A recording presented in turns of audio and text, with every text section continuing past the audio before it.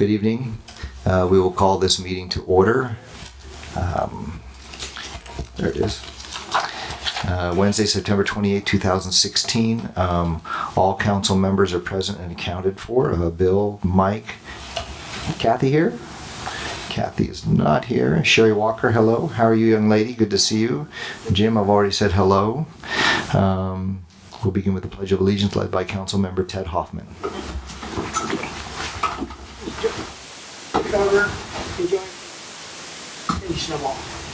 Pledge allegiance to the flag of the United States of America and to the republic for which it stands, one nation, under God, indivisible, with liberty and justice for all.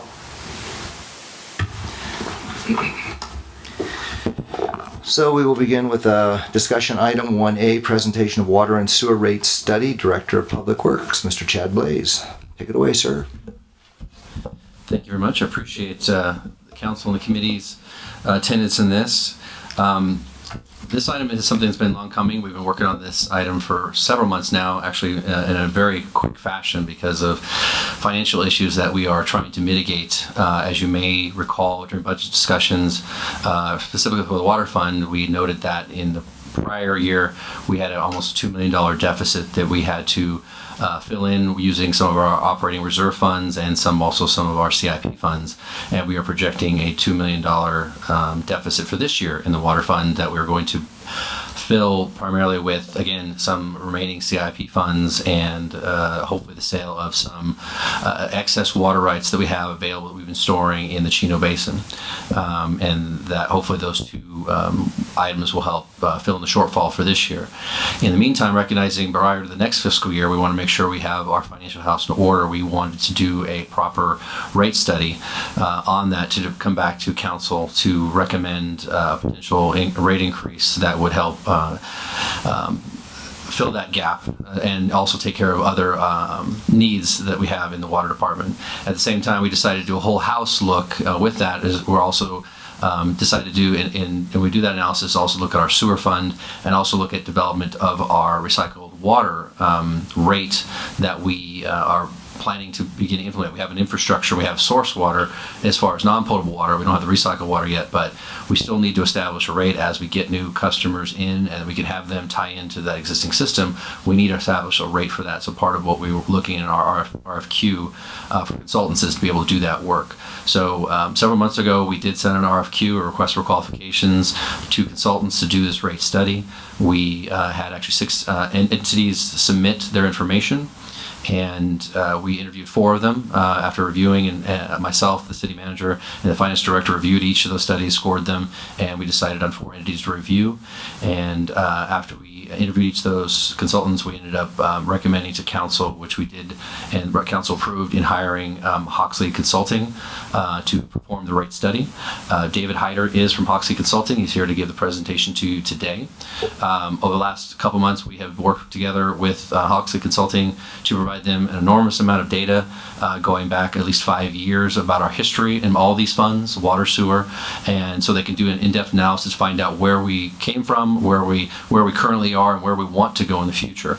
So they have enormous spreadsheets that we've gotten to look at and go through and find detail to find out really how we've operated and what our goals are in the future. So, and primarily what I would focus on in this discussion before Dave starts up is that we had some specific goals that we have targeted him to look at in the analysis as they go forward and try to determine what our rate structures should be and what we're trying to accomplish. And some of those goals, obviously, we want to make sure each fund, operating fund, is in the black. We'd like to establish a reserve, at least a 3-month reserve in the operating fund for each of those funds, water and sewer. We also want to develop a rate stabilization fund for each water and sewer that allows a rate stabilization fund, so your knowledge, as Dave talks about it in his presentation, is used. The intent is that you basically build up a certain amount of in a reserve and you stop, and that money is used for those rainy days when we have a dip in revenue. You use that money to fill that gap instead of coming back and asking for a rate increase. And then once that time period is gone, you build it back up a little bit and you stop. So it's not an endless reserve that keeps building up to some number. It's a small, it's a number that helps you get through those time periods. So as that discussion gets up, you can understand what a rate stabilization reserve is intended to do. We also want to make sure that our debt coverage ratios are met. We obviously have existing bonds that we've collected over the last few years, do various work, and we have minimum expectations by those bondholders that we have minimum cash flow coming in that meets our debt covenant. So that's very important. We have to meet that as a minimum, otherwise become potentially in significant legal issues if we're not. And then finally is we want to make sure we're bringing in the money to fund the 5-year CIP program that council has approved. So and there's that look of finding out how much work we're planning and doing, what we'd like to do, and how can we fund that. So with that, I'll be happy to turn it over to Dave, and I would encourage the group to feel free at any time during Dave's presentation to stop, ask questions. Hopefully there's a mic for everybody, and we could certainly engage, and then also we could ask questions after, but yeah, it is a lot of information, so I encourage you to ask questions if you're not sure, because a lot of the information will carry to the next slide, and if you're not quite up to what we're talking about, it may affect your understanding of the other slides. But with that, I'll turn it over to Dave. Thank you, Good Chad. afternoon. Thank you for coming. Yeah, thank you for having me. It's really a pleasure. We do have a lot to cover, so I'm just going to jump right in. But as Chad mentioned, please stop me at any point if you have any questions, if I'm going too fast, if there's anything that I need to clarify, please do stop. In terms of our agenda, I want to just provide a little bit of overview and background, which Chad has alluded to. We want to talk about some of the key issues that are particularly impacting the water fund, some of our assumptions that we use in our modeling going forward. Then we want to spend a fair amount of time looking at a couple scenarios that we've developed for how we move forward. How do we fund the CIP in the water fund and the sewer fund? Also want to look at potential changes to your rate design, how you're charging customers for water. Look at what the impacts would be to customers, talk about potentially adopting drought rates, and then we'll wrap it up with our recommendations. So in terms of the study objectives, as Chad mentioned, this is a comprehensive rate study for water and sewer enterprise funds. That's what we're going over this evening. We will be back in the future talking about recycled water. But as part of those rate studies, we're really projecting out over a 5-year period a comprehensive look at your cost of providing service. So what does it cost you today to provide service? What is it in the future? And a big component of that is the capital reinvestment. It's the 5-year CIP that you've adopted. Probably the most important objective in this study, though, is we want to develop financial plans that ensure sustainable and resilient operations. You've come through a very turbulent time in terms of the water fund, and we need to account for how do we address that going forward, how do we right the ship, and then make sure we have some things in place that allow us to address that in the future. Key component of that is looking at recommended rate structures, as I mentioned, modifications that could provide some sustainability. And we've also, in order to complete the analysis, we have a comprehensive financial model for the water and the sewer fund that we give to the city that the city will be able to use going forward to manage the fund. It allows you to run a million different scenarios if you want to look at various funding options for CIP and that sort. So in terms of the key issues, and I think these are pretty evident to everybody, is that the city has experienced a significant reduction in annual water sales over the last 2 years in response to conservation efforts. If you look at the chart there, you'll see that you've seen about a 30% decline in water volume. And as a result of that, you've currently exhausted the operating fund balance within the water fund. As Chad mentioned, you're needing to transfer in the current year about $0.7 million from the capital fund into the operating fund to balance the budget. Also looking to sell the excess water, 2,000 acre feet of excess carryover storage in the Chino Basin. But ultimately, you don't have sufficient funds going forward to manage the operating of the water system. And a key component to that we're going to talk a fair amount about is the fact that right now your current water rate structure, about 70% of your revenues are variable. So they're based to water usage. If somebody uses less water, you see a direct correlation and direct reduction in use. And that's the primary reason why you've seen such a reduction in your revenues, is because you're very dependent upon water sales, the actual use of water to generate your revenue. Even though a large portion of your system costs are fixed, you still have to maintain the facilities whether people use water or not. So what it looks like right now is your current water and sewer rates are shown here. You have a fixed charge for both water and sewer. On the water side, you can see it's graduated based upon the size of the meter, which is fairly typical in the industry. The larger the meter, the more water you can man on the system, and the more water you have to be ready to serve those customers. Your metered use charge for water right now is $2.22 per 100 cubic feet. And as I mentioned, right now you're getting about 30% of your revenues from fixed charges and 70% is from variable. So you are very dependent upon the metered water usage. You can see on the sewer side, you have all customers pay $51 in a fixed charge. Your non-residential customers, once they go over 10 HCF, they pay $8. But the revenue recovery is flipped. You're getting about 70% of your revenue recovery on the sewer side and fixed, and about 30% is variable. So right off the bat, one of our key recommendations is that in order to stabilize water revenues, we are recommending that the city adopt an alternative water rate structure. And that structure would increase the fixed monthly charge based on a cost of service analysis that we've completed. We've looked at those costs that are fixed in the system and what we can justify from that cost of service analysis.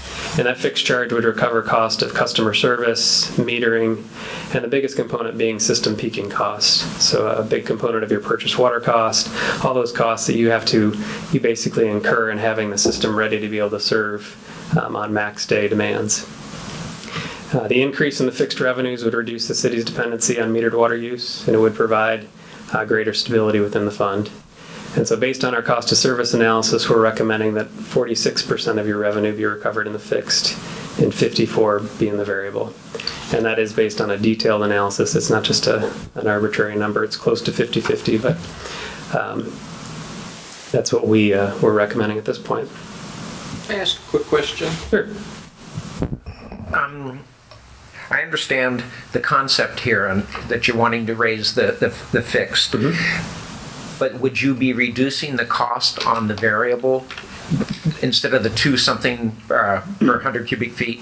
Will that price be coming down, or is that going to be stabilized and then raising the other? Yeah, you're stealing my thunder. We're going to get to that. No, I'm just. But no, that's a good point. Yeah, that's essentially, as we look for additional revenues, there will be adjustments in both the fixed charge and the variable. Okay, thank you. But I'll specifically get to that. That's a good question.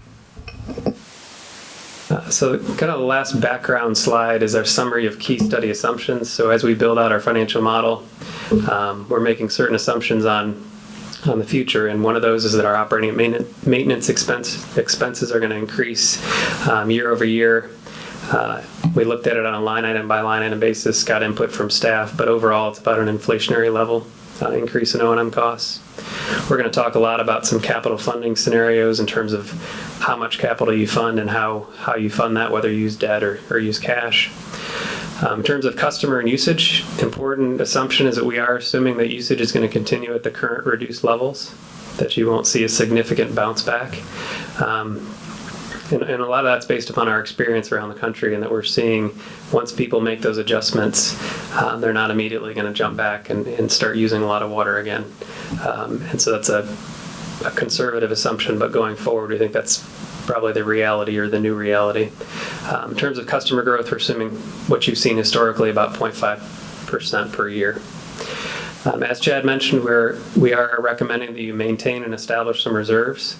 On the operating side, that you have a working capital reserve that would be 3 months of operating. And then on the water fund, that you establish a rate stabilization reserve. And what we're targeting there would be over the next 10 years, you get to $2 million. So it's a very gradual ramp up in establishing that reserve. Our assumptions going forward is that you do modify the rate structure with a 46-54 split. And then given the situation within the water fund, we are recommending this, as we talk about rate increases, that adjustments happen pretty much as soon as possible. So the first adjustment would be effective January 1, 2017, and then any subsequent adjustments would happen consistent with the fiscal year beginning on July 1st of each subsequent year. And we'll get into those rate adjustments in a fair amount here. So now we're transitioning to talk about some financial planning scenarios, and this is where we'll look at the financial model and some diagnostic outputs from that. But we essentially modeled a status quo. What if we don't do anything and we fund the CIP? What if we fund the full 5-year CIP and we don't issue debt? What if we fund the CIP and issue debt? And then what if we take a more gradual approach to funding the CIP? What if we take the 5 years and spread it out over 10 years and don't issue debt? Those are the scenarios we're going to look at. We're going to look at them on both water and sewer. And this is hopefully part of the interactive portion of the presentation because there's a lot going on here, and I want to step you through the diagnostic view here from the model. It's a little bit simplified version of the Excel model, but let me step you through essentially what you're looking at. So what this shows is this is for the water fund. Up at the top we have the fiscal years. We have the proposed water rate increase. So this is status quo, no increases. So there's zeros in there. We have our average customer's bill. So somebody who uses 20 HCF, that's your average customer on the water side, residential. Their bill right now is $65. Obviously, if we don't increase the rate, there's no change. So that's the adjustments to rates and the customer bills. The rest of these graphs down here just show kind of the health and position of the fund. So the first graph over here to the left where we have the revenue fund balance. This is where we're attempting to maintain a 3-month operating reserve, and we would ramp up over time. Given this scenario that we're running, obviously we're running out of cash, so we're getting a negative cash balance in our revenue fund. Your capital fund are funds that you've set aside to fund capital projects, so you can see that we would be eating that down over time. In the middle here we have how much CIP you're going to fund and how it's funded. So this would be using cash. In this scenario, we're not establishing a rate stabilization reserve, no long-term borrowing. And then finally, and probably most importantly, is this revenues versus expenditures. And this graph shows the revenues coming into the fund and then the expenses going out. So the blue line here is the projected cash in, so that's the revenues that would come into the fund. So you can see there on the graph. The purple line is just your operating expenditures. So if we don't have any capital, that's what your annual operating expenditures would be. So there's about a $2 million gap there. If we fund capital, obviously there's additional gap between our revenues and our expenditures year over year. And that's essentially what's causing us to go negative in our revenue fund balance. So in summary, this one, there's no rate increases. If we execute the full CIP, your cash balance goes negative in 2018. You wouldn't meet your bond covenants. You wouldn't be able to purchase water. It's a pretty, obviously, dire scenario in terms of going forward. So it's certainly not something that we would recommend. But the important thing, at least in my opinion, is the fact that you're not even covering your operating costs right now.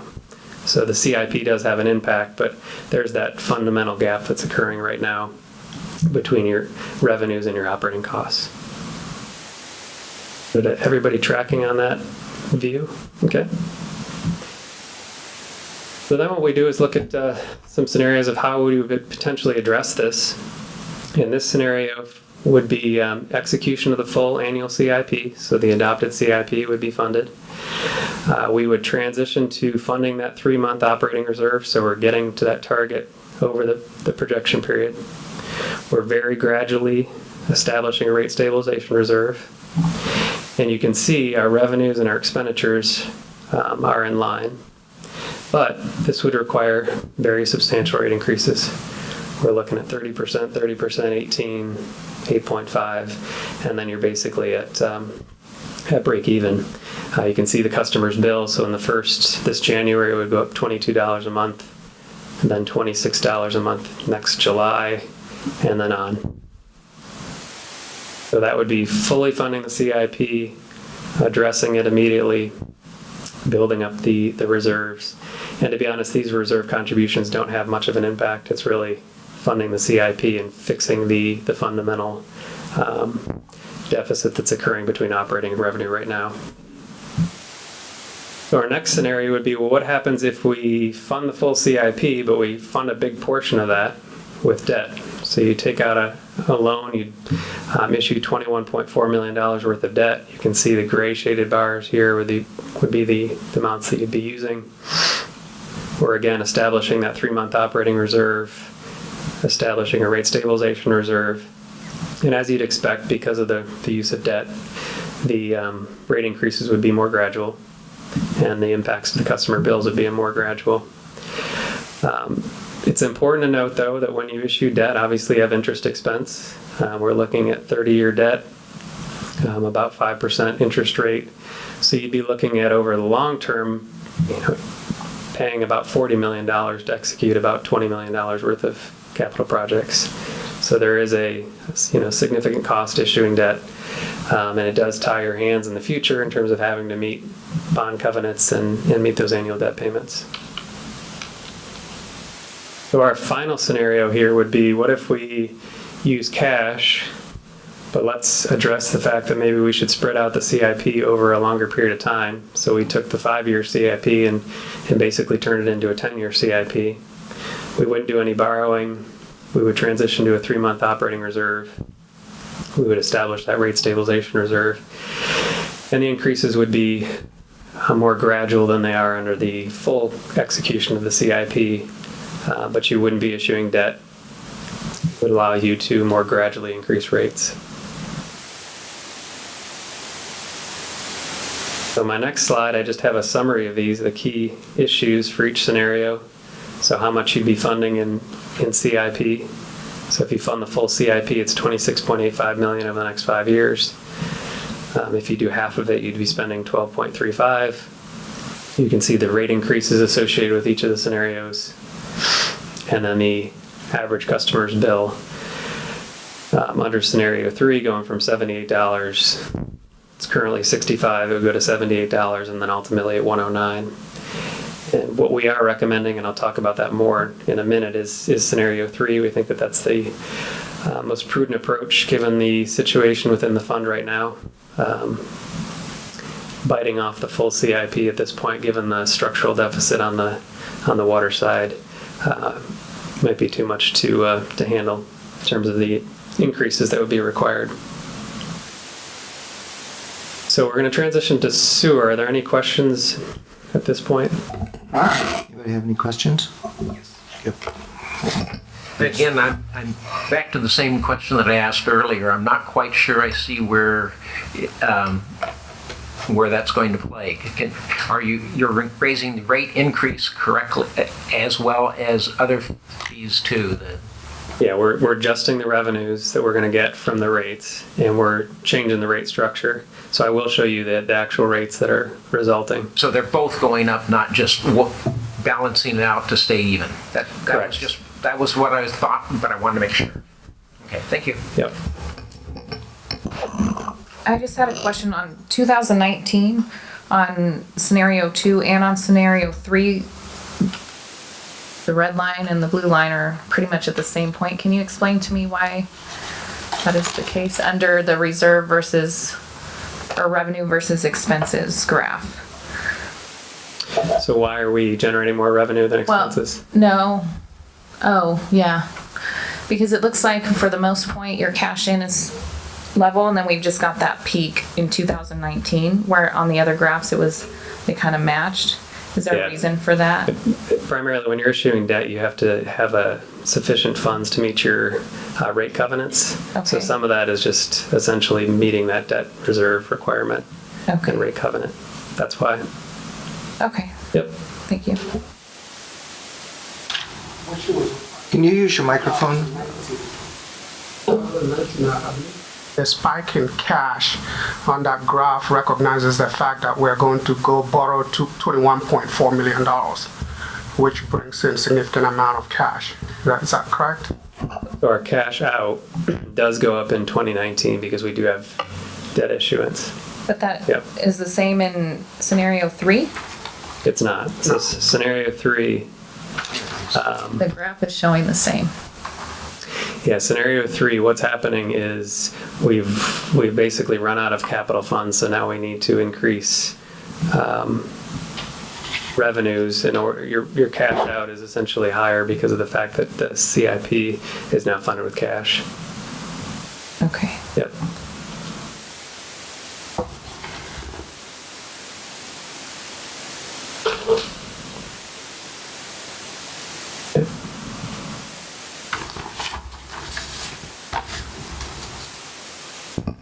One additional question.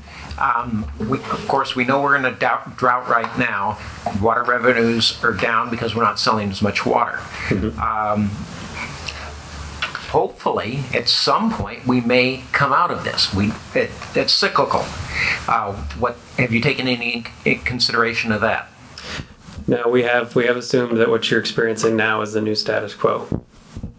And I can explain that. The realities is that We looked at that and wanted to make sure we were accounting for any bounce back, but the reality is that the last 2.5 years we've seen the usage drop, and a lot of that becomes habitual. We also have sources that are current demands that are going to go to recycle water. In regards to our own facilities, are going to go from potable to recyclable. So again, that's demand that's just going to keep dropping as far as what's going to be on this fund. We're going to lose a big customer, which is the cemetery. Riverside's now going to provide them service, and so that's a decent amount of water. So there is logic in why we're assuming that this level is going to be pretty much what it is, with a little bit of a bump we included in that, but it's going to be status quo, mainly because of habits, change in use by internally, and trying to get our customers to recycle water. And that's what we feel that you're not going to see a big jump. I really don't believe that. When did we find out about the cemetery? Oh, that's something that we became aware of a couple months ago. They had asked us to, actually, they wanted to get on recycled water, and part of our CIP was to try to bring recycled water to them. And we engaged, I talked with the City of Riverside, let them know that we would appreciate a long-term agreement with them to allow the cemetery to be continue to be our customer, because that cemetery is within the City of Riverside. And when they Half of it. Yeah, when they realized that the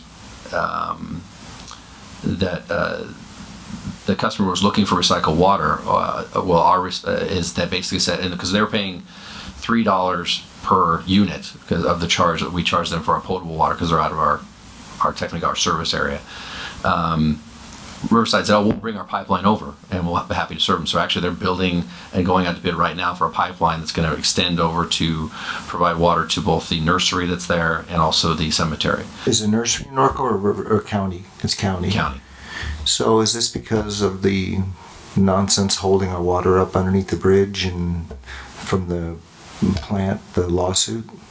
No. Is that why we haven't been able to get the water over there? As far as on Hamner? No, in other words, we're in the middle of, having to blast all the water into the river, the lawsuit that's occurring in terms of the recycled water. I guess I'm not Change of petition. for Riverside or for. No, in other words. Oh no, this has nothing to do with that.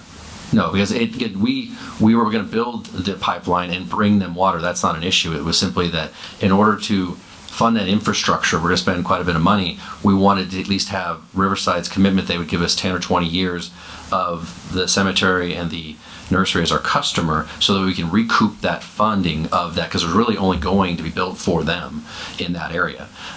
So we wanted to at least be able to recoup that funds. But when we had those discussions, they basically said, "Oh, we'll be happy to build the pipeline over," and that's what they're doing right now. So we anticipate that they will actually have that pipe. I met with Riverside yesterday, which is a good thing. We have discussions, and I'll key on this, is that from that discussions, we're actually going to get a connection with the City of Riverside. That's my goal, depending on the price of the water. But we'll at least, as a minimum, install a emergency connection with Riverside at Arlington and North, so that we have another source of supply that we can get. Hopefully, and they're interested in selling water right now, I can actually get more water from them at a cheaper price than we're getting it now. That's what we're discussing right now, is the possibility over the next 5 years, maybe getting a little bit cheaper water than is available. They haven't come to me with a price yet, and it's not there. At a minimum, I'm going to engage with them at least with another emergency connection, because we could use it. So there is a benefit to this whole discussion that's coming out. But because of that, I know planning-wise, I'm going to be having two customers that have a decent amount of water usage drop off on the potable demand side. So I don't, like I said, whatever we might increase, that the increase is pretty much being wiped out from those customers. Plus, the other big area that we will be able to irrigating on recycled water is the LMD areas. Once we get the pipeline built in the reservoir in that area that we're working on with Corona, all that LMD area up there which already has a recycled water line installed, we will connect that. So now that will go from potable to recycled. So there's many different factors that's going to reduce our demand. That's why I'm comfortable what we are proposing here. It's not going to get any higher than that. Unless we all of a sudden get a giant water user as a customer, we're pretty much going to see it drop. Thank you. Yeah.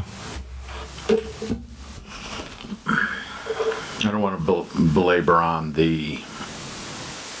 what you had mentioned, Kevin, on if half the cemetery is in Norco property. That, I think, is another issue that should be discussed. unless you're further into this, if we are going to continuously be in this drought environment, is there any consideration for a drought surcharge? Yes, and we're going to talk about that. Okay, thank you. Yep.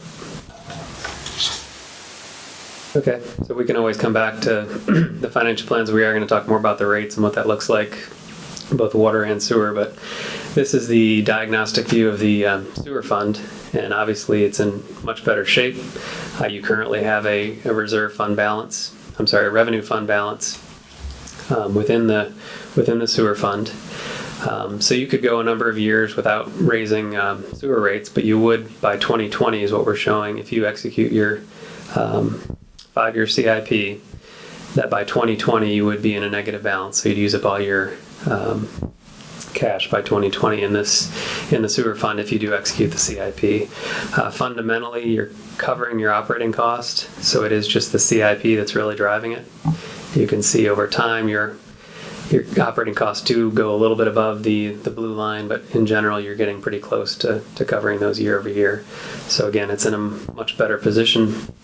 But if we do want to execute the CIP as it's been adopted, you would need to make adjustments going forward.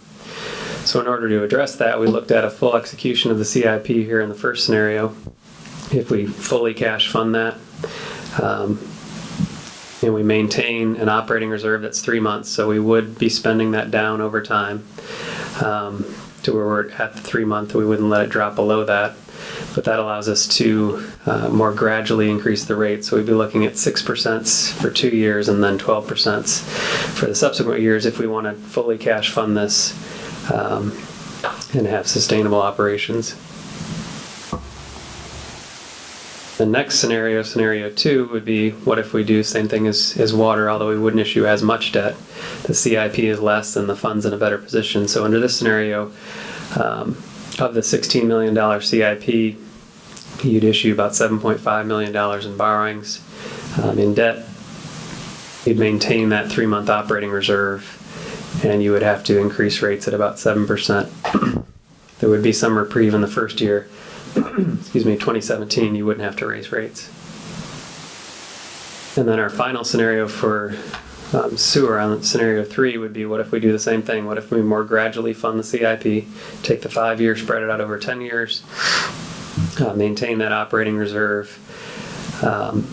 You could basically not raise rates for 2 years, which would help you on the water side because it is a combined bill that customers are paying. And then you'd have to do about 5.5% increases for the next 3 years. So again, we have a summary here. You can see $16.7 million if you fund the full CIP, whether you use debt or not. If you use debt, it'd be 7.5 of that would be funded with debt. If you cut it in half, you're doing $9.3 million in CIP over the 5-year period.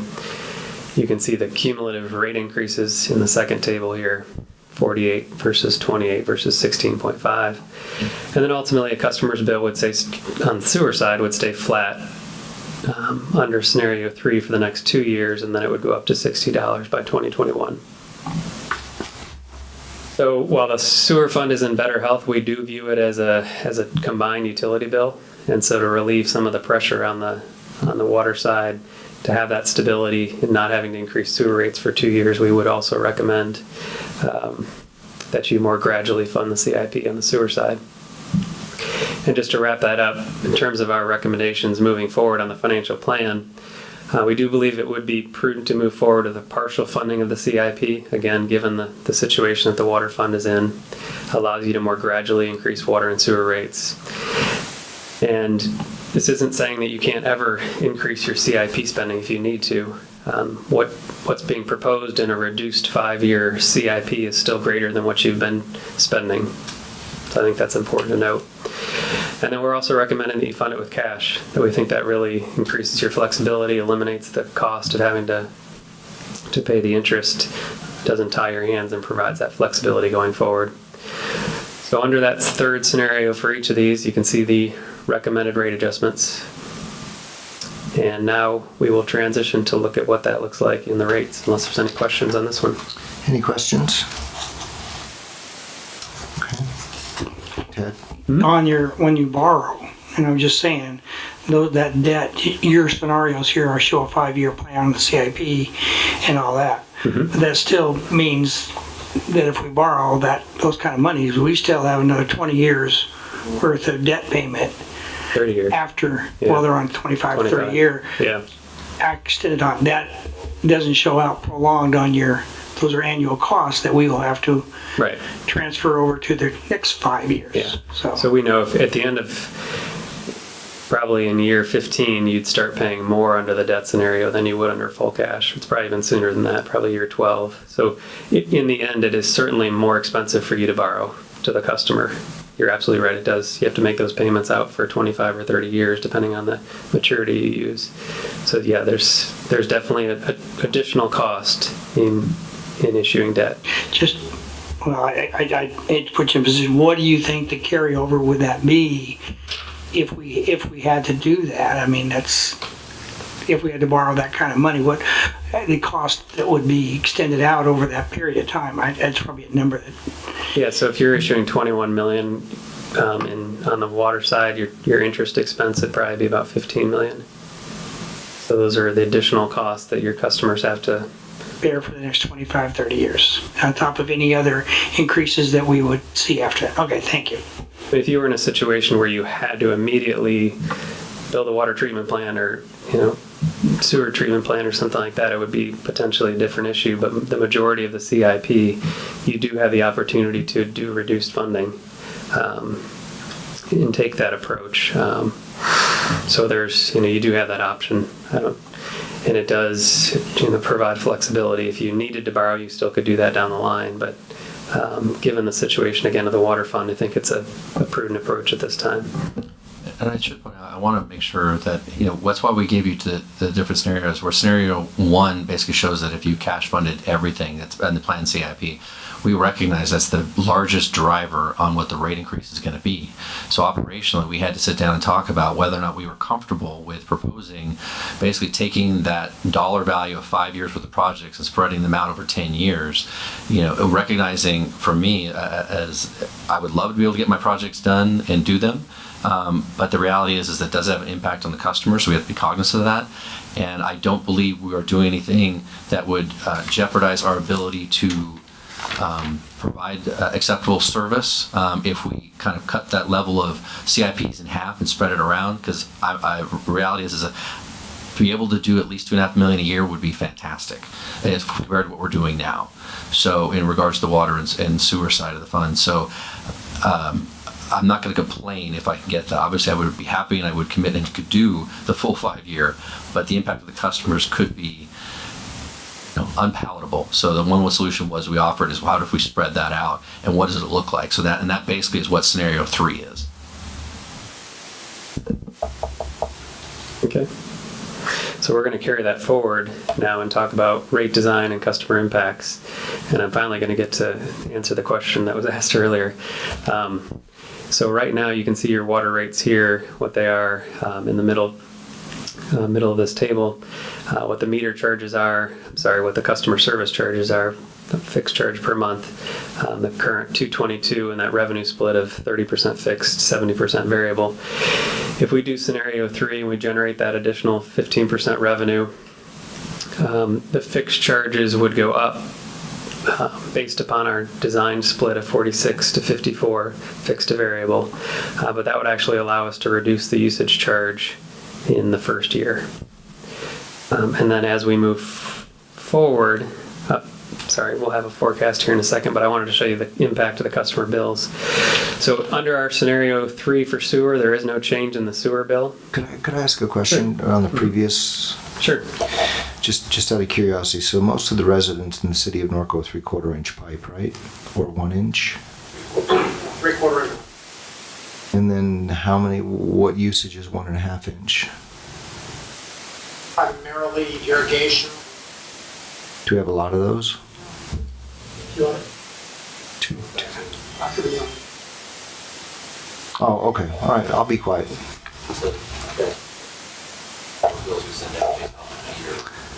No, that's usage. I do have that handy. I can give you that I do have the number of customers by meter size. I mean, my concern is that we live and die on sales tax in the city of Norco, and I get concerned when I see a monthly rate go up, $500 to a business, and it makes me nervous because we want to attract business. Is this the norm for other cities? I mean, Yeah, I mean, you're seeing a lot of cities having to readjust their rate structures because a lot of them got slammed But I in mean, this but I- reduction. So they're changing their ratio to say, look, let's not put all our eggs in the usage basket. We need to get more stability and bring more revenue in on the fixed side. So many agencies are now switching that ratio. And just to dive into that a little bit more, I think you have like 2 or 3 6-inch meters. And actually under this scenario, because when they have meters that large, even though their fixed charge is going up substantially because the usage rate is going down, they actually could potentially see less of an increase than they would if you keep the current structure. okay. Because their variable portion of expense is much higher than their fixed because they use so much water. Gotcha. And that kind of flows through on the next slide here, where this one shows, and this is just residential customers.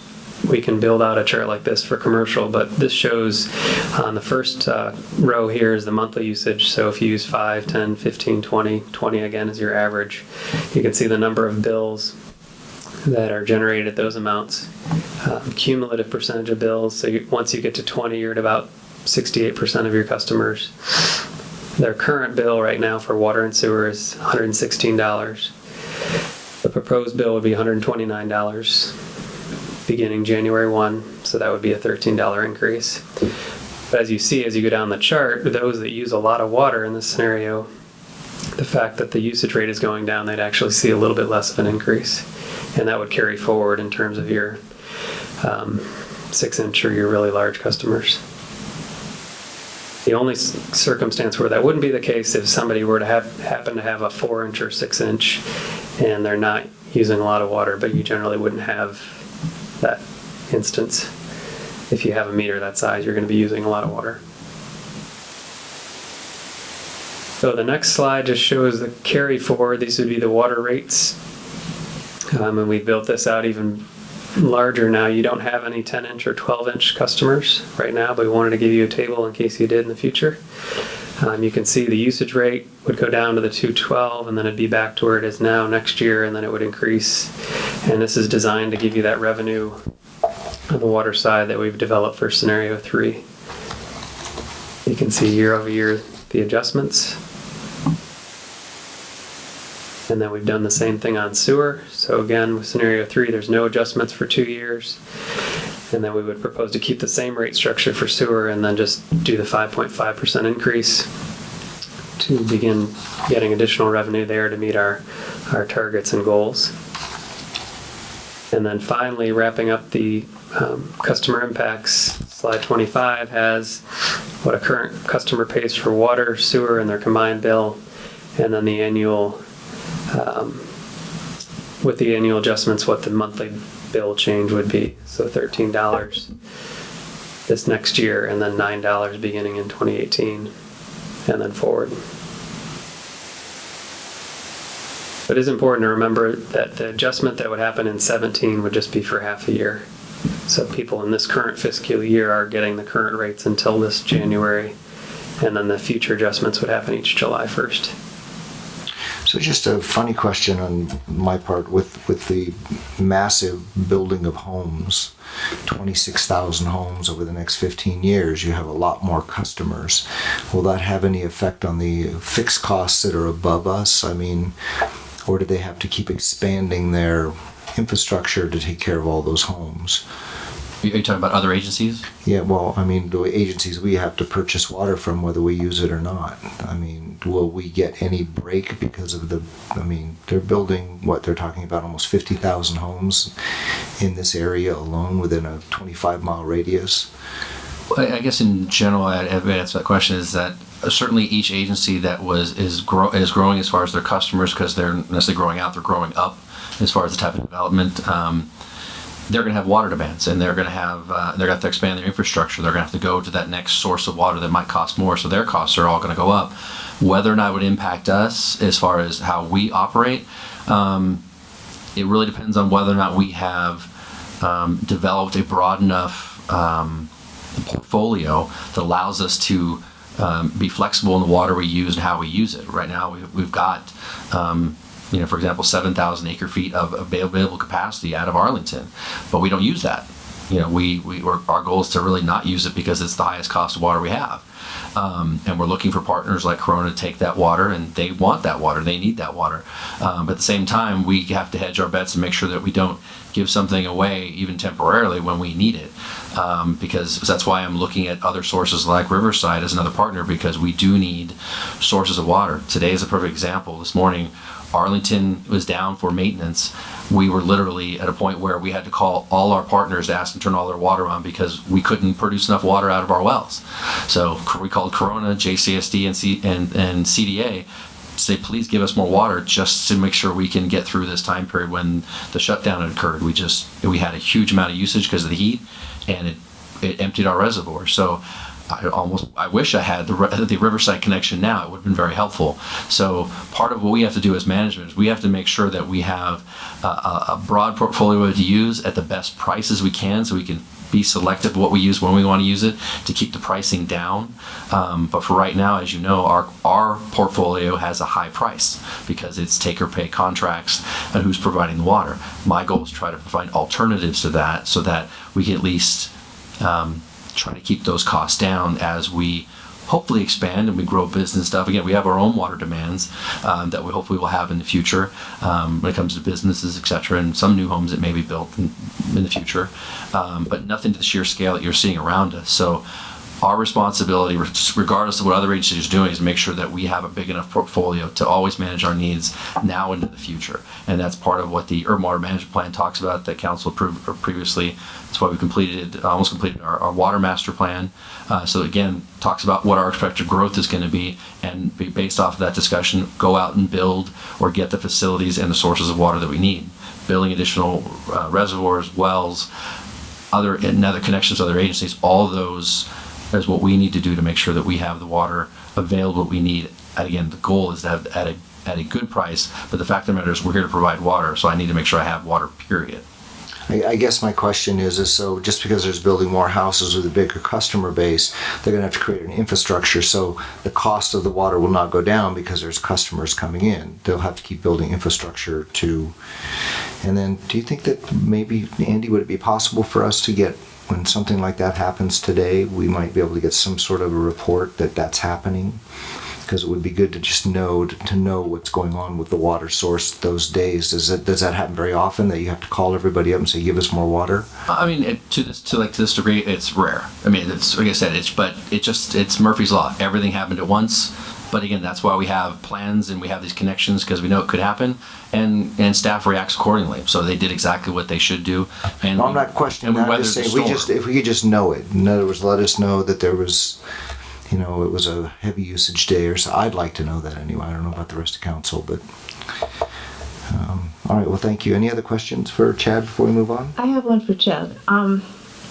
When we provide water to, just say, example, City of Corona, there is a cost involved and they pay us, or is that just is that a credit to our water fund from the agency that we're buying it from? We actually don't provide water to anyone. We're a taker, Okay. not a giver. We're not wheeling water through the city? Not at this point.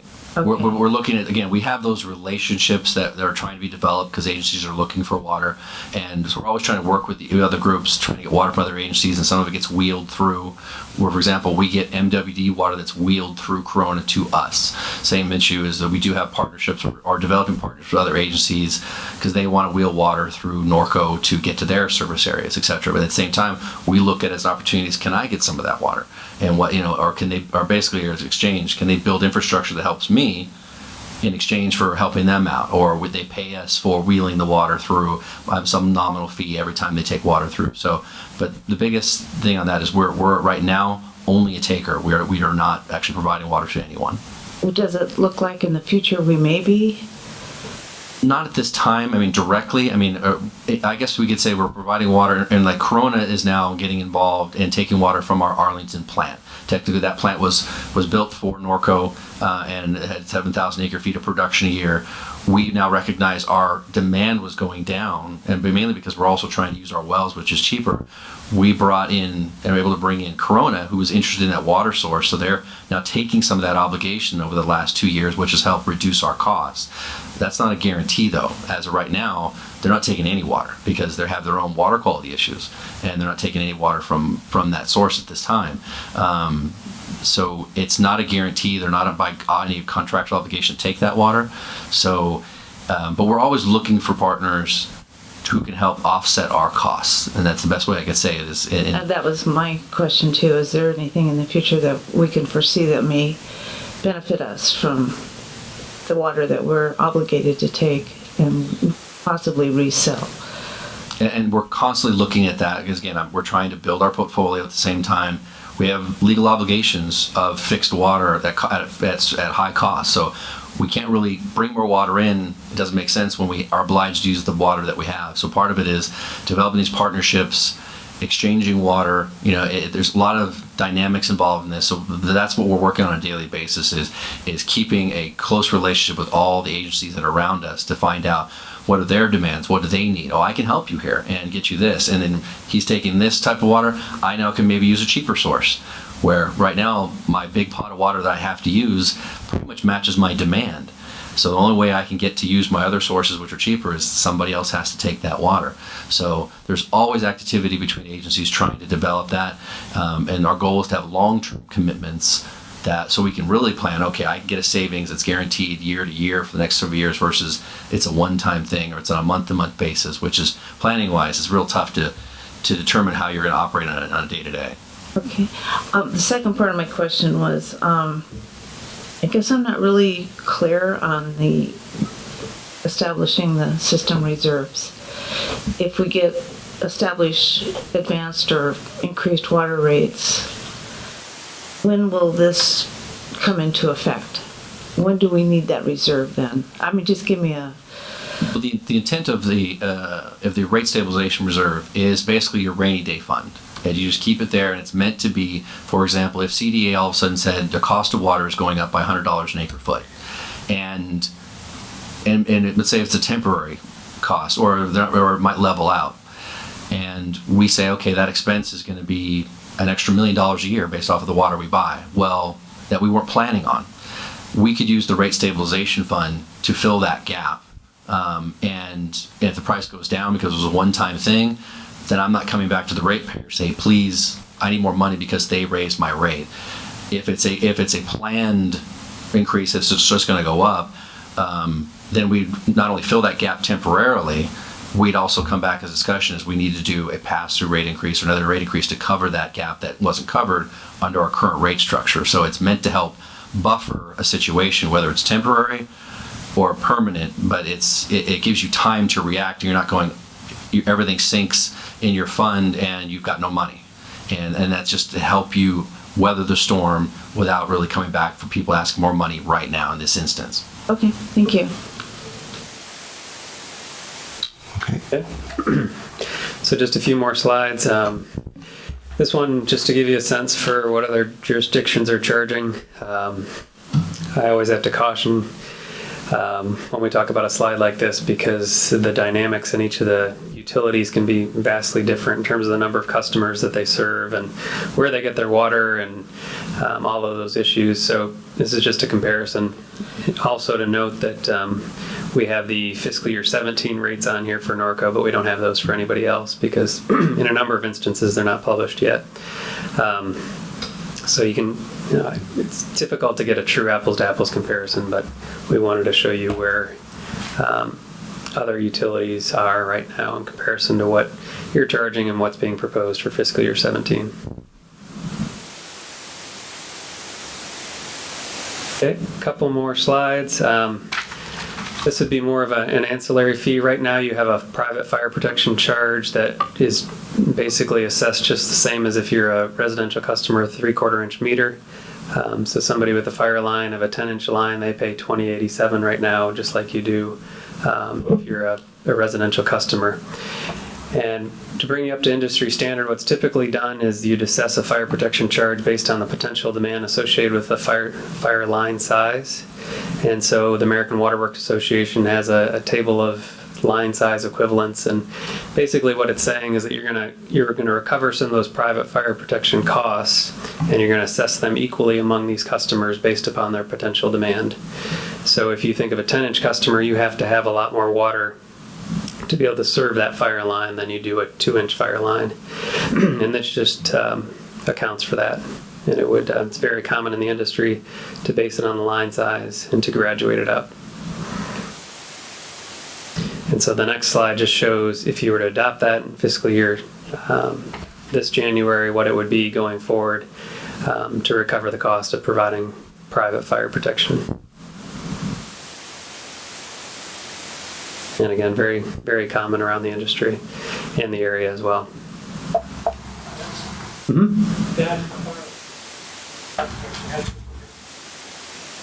Yes, right.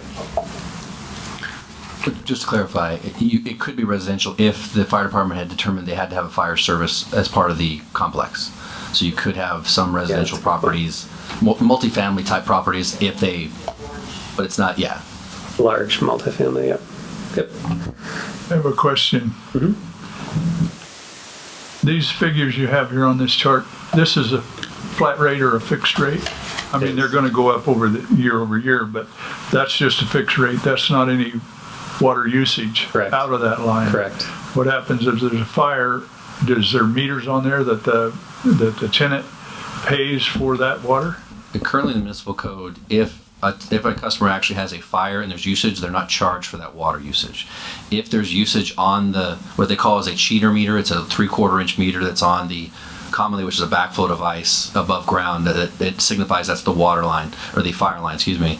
That meter, which is read every month, if it shows usage and it wasn't because of a fire, current municipal code, I believe, it charges them double the actual rate, because there's not supposed to be any usage on a fire line. It's meant to be static and unused. But sometimes you get cross connections, and plumber types in, and that's how we determine whether somebody put a hot tap in the line or something right. like that, start using that Well, water. we get those readings every month, and as we see that all of a sudden there's usage, we can go out and investigate, find out what's going on, etc. But yeah.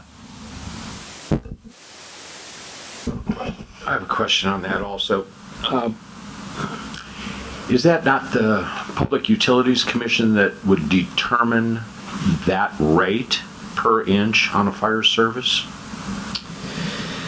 I believe you're right in terms of the actual fire flow requirement would be. Like on your fire service, on your DDC, your double detector check, that charge is based on every 1 inch of a diameter. An equivalency unit, yes. Correct. And I believe the Public Utilities Commission determines that rate per inch, and I think the allowable rate is $9.37 an inch. No, the Public Utilities Commission governs all private water companies and what they can charge. Public utilities, as far as the city, City Corona, etc., we are not governed by the PUC. So, like Fontana Water Company, I think is a private company. St. Gabriel Water. St. Gabriel Water. They all have to go to the PUC to get approval on their rates, whatever they are, whether it's for fire, irrigation, and they have to give a rate case that says why we want to charge. And the PUC basically says we agree or disagree, and they can modify it how they feel. But we don't go through the PUC for any type of approval. The approval is the council. Right. But with that scenario, let's say if you were that water company, you could go to $9.37 an inch. Why are we at $8.64 an inch is my question. Well, I mean, our analysis was we did a detailed cost of service analysis, looked at fire protection costs, both public and private. So you do obviously incur costs in serving public meters, hydrants, and then we allocate those costs based upon equivalence, which we always use. The American Water Works Association has a fire flow equivalent table. So like a 6 inch is 111 equivalents, and then it graduates up based on that. I could get you I think it goes back to some fire sources from a while back, but I guess what I'm asking is, we could go higher. you could. Oh, yeah, you absolutely go Oh, yeah. higher. And keep in mind, just again, because it's not always going to be apples and apples. Right. Included in your PUC calculations is a profit margin, because they're paying they're paying stockholders, et cetera. So again, we're trying to do the cost as it is to do the service and we're not paying additional, we need additional revenue to pay stockholders. So that could be a simple rationale as far as why their costs would be higher. But on any of these things we're discussing today, you can absolutely go higher. Just to point that out if you'd like to. Well, I guess I'd take that scenario and say that our stockholders are our residents. And if anything, you want to try to put this burden on development, okay, and then commercial, but perhaps by raising that cost per inch diameter, it reduces the burden on the residents. It would have some scenario. It'd be a pretty small decrease or impact, because we're not generating. To be honest, there's not a lot of these lines. I can't remember exactly. There's like I think there's like 230 fire services in the city, so it's very So small. what do we charge today? We charge 2087 For our monthly charge Connection. on a 8-inch fire service or 6-inch fire service. Right. So we've been losing money for forever. Hence the discussion today. Yeah. Yep. Okay. Sir? And that is reflected. Obviously, the additional revenue you would get from this is flowing back through our entire analysis. So if you didn't do this, there would be a slight increase in what's been proposed already. The last separate topic would be drought rates. And this is becoming pretty common in California in particular. If you think about the rate structure that is being proposed, we're still having a portion, basically 54% of your revenues are still going to be based on metered water use.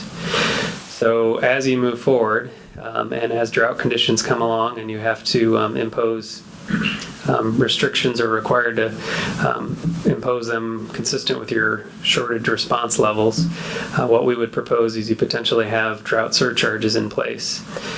These would be surcharges that would be at the council's discretion. You wouldn't have to put them in, but we've calculated based upon the variable revenues that would be lost as you do each of the conservation levels. So if you're at level 2 and you have a conservation target of 20%, in the first year, if you put that 37 cents additional on the recommended rate, that would help provide the additional revenues that would be required to help stabilize things.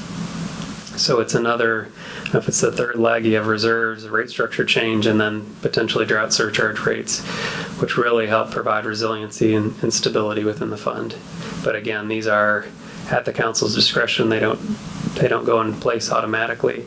And to clarify for the working group, the use of surcharges has been a mechanism that many agencies have been implementing as a potential mechanism to help offset a loss of revenue. Now, it's not a guarantee that you have to do this. It's more of just a process, because even though we're putting in this chart that let's say if we came to council today and say we want to do a level 2, right now we're at level 1 in our conservation program that the council's enacted. It's voluntary. That's why there's no charge right there. If the state comes back all of a sudden and says you must conserve 20%, they always do it based off of a historical number. And I may come back to council that we want to go to level 2 because we want to say that we have a 20% conservation rate. We may have already achieved 20% conservation from a past higher year where we were using more water. So I would come to councils and give them full information to say, we're recommending to go to level 2, which is 20% conservation, which the state expects us to go out and promote. However, based off of their criteria, which was 2013 usage, we are already well below that level. We've already conserved 20% in our usage. Therefore, I'd recommend we don't adopt the surcharge, because we're not, and we'd look at it to find out if we were conserving more than we thought in our current scenarios and we were going to lose revenue. That surcharge is to help find that gap. The reality is that we as the managers of the system would probably say in that scenario, you don't need to implement the surcharge if you don't want to, because we're not expecting a drop in revenue, because we're already at our baseline of usage, which is a lot lower than their criteria we have to be below. So in that case, I would say you wouldn't have to do it. If all of a sudden we went to 50%, which then means we actually have to use less water than we are now, then I would talk about, okay, we are expecting a drop in revenue and what that number would be. In this case, it could be $1.73, but we'd say, okay, we actually think we do an analysis, kind of figure out how much water we would conserve and probably be short in generation of revenue, and kind of figure out, instead of $1.73, we recommend $1. But we'd have to come forth when we're doing this recommendation with a good explanation of what our goals are, where we're at currently, whether we met those goals, and whether or not that surcharge needs to be issued. So just a clarification of what that means. It's not automatic. It's definitely at the discretion of the council. What that sets is the cap. You can't go past that number in each level that is adopted. So even if you want to go 53 cents on level 2, you can, because we're going to adopt these by Prop 218 notice, which means we can't do anything more, but we can always go less. I do have a question on that, Chad. We are currently, at about a 30% savings? We were probably, no, we were about 25. 25%. So we theoretically could be penalizing our residents for requiring them to save money, or penalizing them if we did not take a recommendation from you saying that, hey, we're already met that, we don't need to implement this thing. Wouldn't it be better to move at least 0 at the level 2 at this point and then start increasing from there? No, because again, the state's level of how you're supposed to be at a 20% reduction could change. They could say I have to have a 20% reduction from last year, which is going to be very hard on this community to achieve, because we were at our lowest levels ever. So it's always going to be subject to what the state uses their criteria. Yeah, They Corona always ran go into back that. to the past. Corona had that problem. They did all that lowering, and then all of a sudden didn't matter. Right. So that's the difficulty, and when we come to council in these types of discussions, is that we have to give the full picture of what the state's criteria is and where we are, if we've met it, or how close we are, and to give you an opinion about whether or not the surcharge should be implemented at that time. And this number's based on per CCF? Correct. Yep. And the part of this is it even makes it more difficult, is that if we actually implement this, we would have to assign a usage number to each customer. So part of that is we have to now do a determination that based off of your historical usage, because again, this is going to be based off of your individual bill. So there's a lot of work we'd have to do to implement this drought surcharge by actually assigning a historical usage. You have to now be 20% or 30% less than that, and if you didn't meet that target, the billing system would then charge you a surcharge for every unit that you didn't use. Otherwise, if we do it as a flat thing, saying everybody, we're at a level 20, so we're doing a surcharge of 37 cents to the entire customer base, regardless how much you used, you're really potentially generating way too much money. How would you decide how much each resident, like the level? That would be a very long, cumbersome discussion to figure out how we do that. That's what every agency asks themselves, how do we do that? And we'd have to decide that. By lot size? Again, that's something, a part of this discussion now that we're adopting something that may involve a surcharge. We have to, as staff, figure that out of what is the mechanism, look at the billing system, what it can or can't do to help determine that information, because we're going to have to track it, and it has to react to if we've set a target. And look at alternate ways of, and again, talk with other agencies of how have you done it? Have you done it just citywide and just everybody's usage gets this surcharge automatically no matter how much water you use, or you're doing it off of a baseline? If they go past a number, you get charged, etc. So it's more of determining what's the fairest process. We haven't developed that process yet. And how would you keep it from affecting our horse keeping? Because for myself, we have 4 horses, so we will have a lot of horses using it. We can't tell them you can't drink 20%. Yeah, I mean, we're in a different place. Yeah, I mean, the candid answer is that this doesn't prevent you from using water if you need it. There's just a surcharge if you do.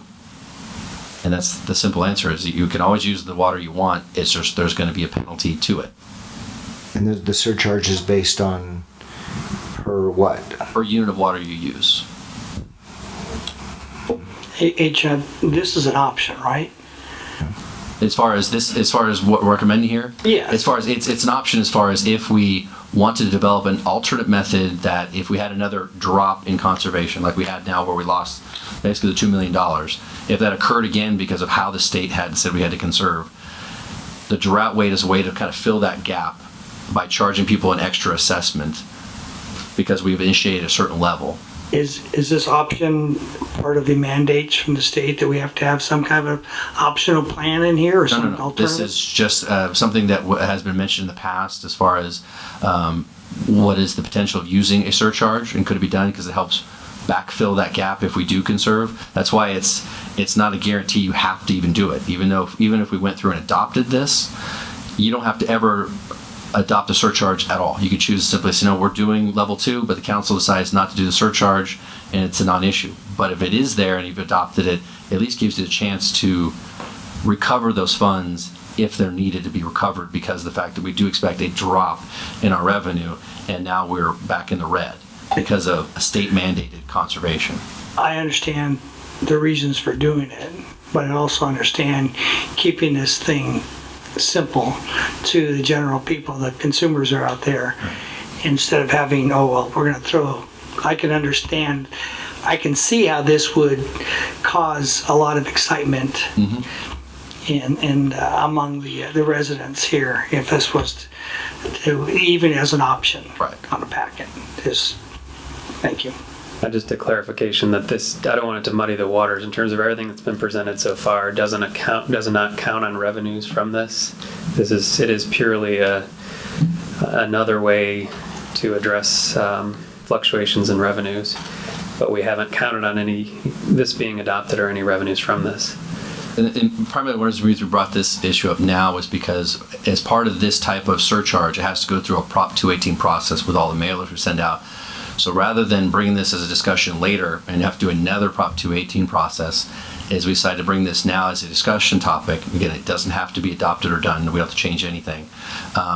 Is simply saying if we're going to send out a 218 notice that's going to talk about potential increases in rates in water and sewer, we can also add in this discussion about the surcharge during conservation drought enactment, and we've covered it in one mailing that goes out to all the customers versus another mailing that goes out to 10,000 mailings out to all our customers. So that was just the motivation is bringing it now because we can handle it all under one notice. But this can, like Mr. Hoffman indicated, we don't have to adopt any change to the current structure at all as far as conservation, or we can deal with this at a later time.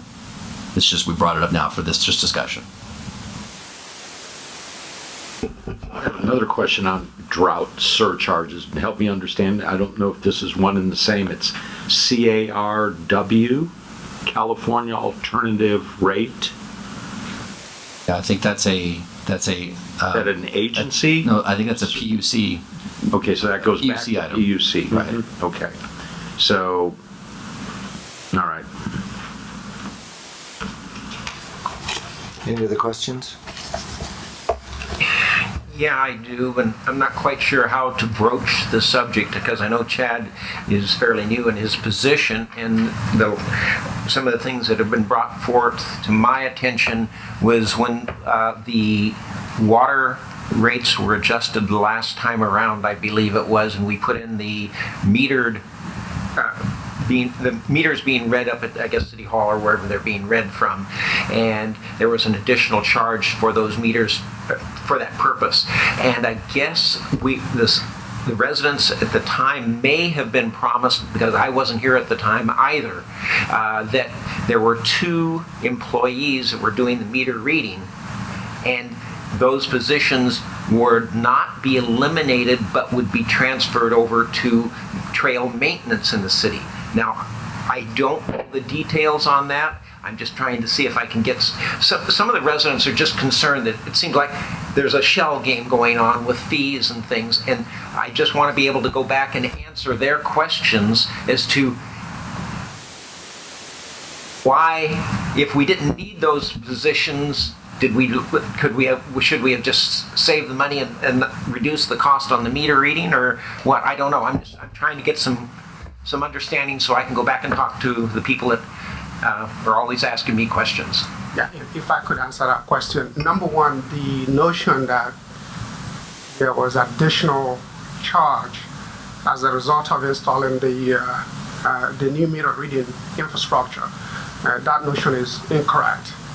What happened was that we actually started breaking out the bill, meaning that one of the things you've seen here today is the fixed charge, which is a fixed monthly charge versus the variable charge.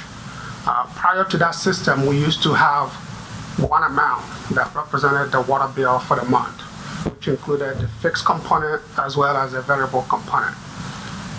With the implementation of the new meter reading infrastructure, we broke that out basically to provide more information to the residents. Once that bill got broken out into two components, there was this misinformation going out there that what we have now done is instituted a new charge, and that is not correct. Okay, so if I can understand, the monies that were originally being spent to read the meters manually, that meant we had originally, I think, 2 employees doing that. So did we not need those 2 employees, or were we just taking and transferring them to another section without having that other section actually cover their cost? Well, again, there was one dedicated employee who did meter reading prior to us being able to read these meters from City Hall computers. That employee did retire, but again, the cost associated with that employee, that one employee, is actually not that significant to make a material impact on the rates.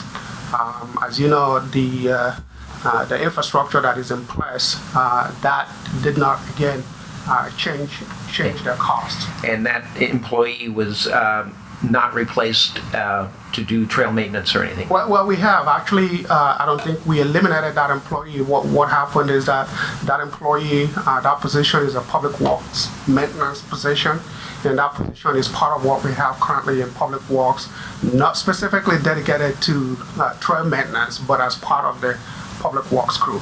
Okay, thank you. You know, just to shed some light on that, we're talking 2010, 2011. I mean, right now we have 15 employees in Public Works, 1 per mile. Not even 15 anymore. I mean, we literally went from 103 employees to 48, and we were on the ropes. And part of the problem is that previous councils hadn't raised the water rates, and so all of a sudden in 2009, 2010, we were faced with this gigantic situation. I don't remember saying we would move them over to trail maintenance, but basically those first 2-3 years, 2009, 2008, 2009, 2010, I mean, we were doing everything we could just keep the city going. I mean, it was a really, really tough time. And I think that... By the way, the next one, which was implemented over an 18-month period, Right. That rate was right on target, because with that rate, we built the revenue fund in the general fund. The cash balance was up to $2 million, which is what we're trying to accomplish here. But what took most of that away is the 30% decrease in water usage. And plus, at that particular time, we still had plenty of money in CIP that we were spending down. So now we do have a double whammy where, number one, the usage rate has gone down by 30%, and our CIP money has been depleted as well. But that's why we need to do these additional rates. Mr. Naylor's comment, though, I would say is that this rate study does not include any funding for new employees.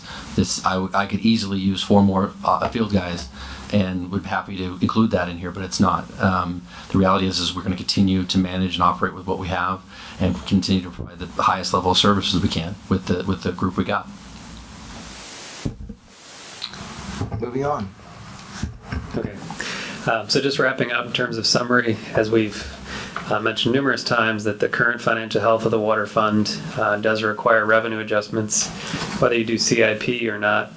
Even just to cover your operating costs going forward, you're going to have to increase revenues on the water side. Given that situation, we are recommending that as you move forward and fund the CIP, that you fund a reduced CIP than what's been established. To address some of the issues that we've been discussing in terms of why the water fund's in the situation that it is, we're recommending that you do transition to making sure you have 3 months of operating expenses in a working capital reserve for water and for sewer, and you establish a rate stabilization reserve for water. That would address these issues that you've experienced going forward. And then finally, to address it even further, is to modify your current rate structure, where you'd move from 30% of your revenues in the fixed charge to 46% being recovered in the fixed charge. That does reduce your dependency on variable revenues and the susceptibility revenue impacts going forward as customers use less water. So finally, in terms of the next steps, if the recommendation of scenario 3 is approved, the next steps would include a council meeting on October 19th, where the council would vote to authorize staff to mail the Prop 218 notice, and you'd schedule a public hearing at that meeting that would be set for December 7th. Which is a very appropriate date. Yes. The public hearing would then occur on December 7th, and that would allow you to get the new rates in place and effective January 1st. It's an aggressive schedule in terms of the entire study, but given the situation within the water fund, the goal was to try to have new rates in place by January 1. Do you have any questions? Do we have any cards on this? No cards, Mayor. All right. Go ahead, Greg.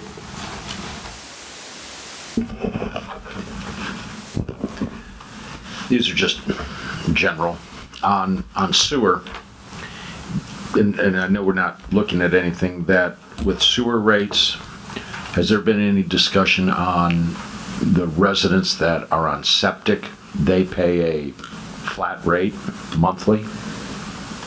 We're not talking about changing that rate? Non-connect. For the non-connects, I could Yeah, say the non-connect. $19. Yeah.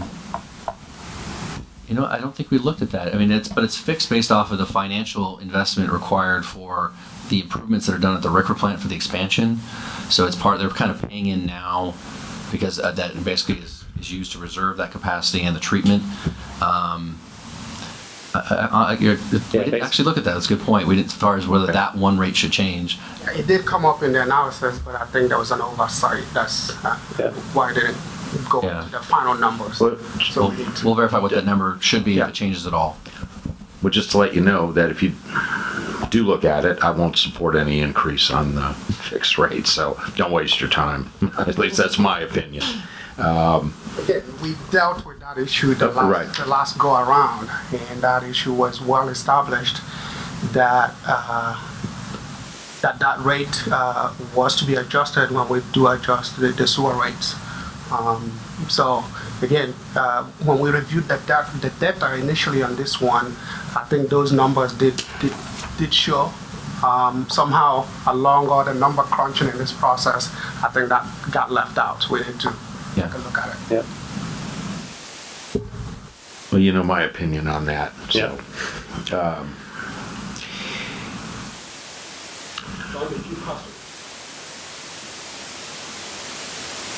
yeah, there's not that many. On backflow testing, do we charge? Customers? Yeah. No. Customers are responsible to do their own backflow testing and submit the reports to our staff. So we keep an annual tally and make sure that they're in compliance. But they do their own testing and they just submit the reports. We don't charge any type of administrative fee.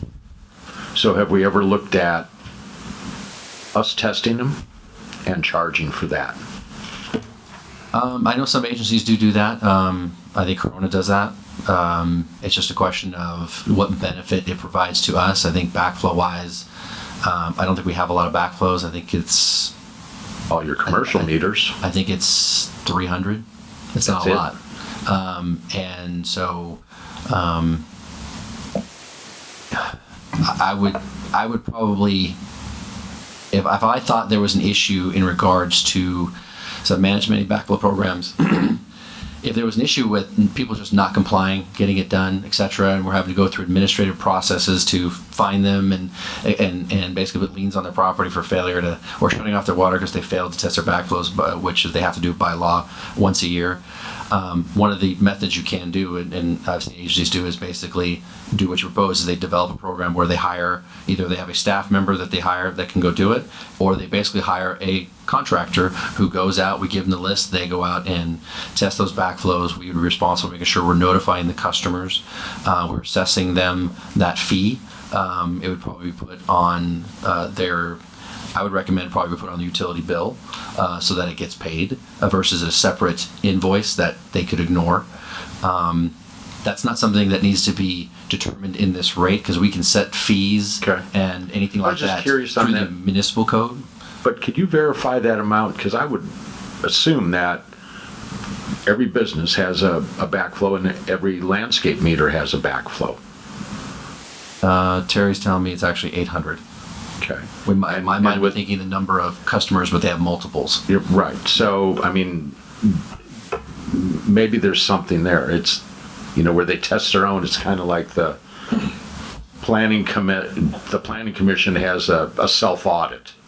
Well, I mean, No, I have two of them, and it's $110 to test one, and it has to be certified. They put a new tag on it, and there's a whole. So I pay $220 every year. Like anything, people can lie on test reports. You could get a backflow tester that simply is doing it in their car and not actually doing anything. Don't say that's true. Yeah, So I've tested. It was just something I wanted to look at, or ask about. Sure. And then the other, and I know this is kind of going back to maybe development fees, but as we talk about all these new services, either fire, domestic, or landscape, on a facility fee that we collect, do we allocate that fee? I'll call it a facility fee, you can call it a development fee. Is that money allocated to repair and infrastructure improvements? And you can correct me, but I believe it's to CIP. Yeah. It is. So it's 100% Yes. Goes into the capital goes fund. to repair or infrastructure. Correct. So, and then I guess my last question, goes back to Andy. With all of this, are we getting away now from our purchase water adjustment discussions that you and I've had since 2010? No, we're not. Okay. As a matter of fact, one of the assumptions in this rate analysis is based on inflationary numbers. So for example, purchase water, I think we used a rate increase of 3%. 2%. 2%. So what that means is our actual purchase water cost exceeds that 2%. Then that will still implement the purchase water adjustment cost. And you're comfortable with that? Yes. Okay. Yeah, we're always allowed to come back and do what we call the pass-through process, but it also comes into play on why we talked about the rate stabilization, is you can use that to float increases maybe for a year or two, and then you decide, okay, now we're willing to do another increase because we're taking the money out of the rate stabilization fund, but we now need to adjust the rate. So having these various reserves allows you some little flexibility of maybe it might not be the right time to talk about rate increases, but this. What we anticipate, we hope, is that none of our outside contractors that sell us water are going to do increases beyond what we projected. We should be pretty good, hopefully, within the 5 years. But at any time we feel something rocketed up, that includes energy, is a pass-through, we can come back and talk about that and do that. We will have a complete justification analysis of what that difference is and why we want to raise the rate by that number. Good. Thank you. Ted? Well, you answered my question. So on the pass-through rates, because that's what I had, this does account for the pass-through rates that we approved earlier this year to pass the costs on. Understand, I'm thinking about the residents that are going to go and get this information on a 218 hearing.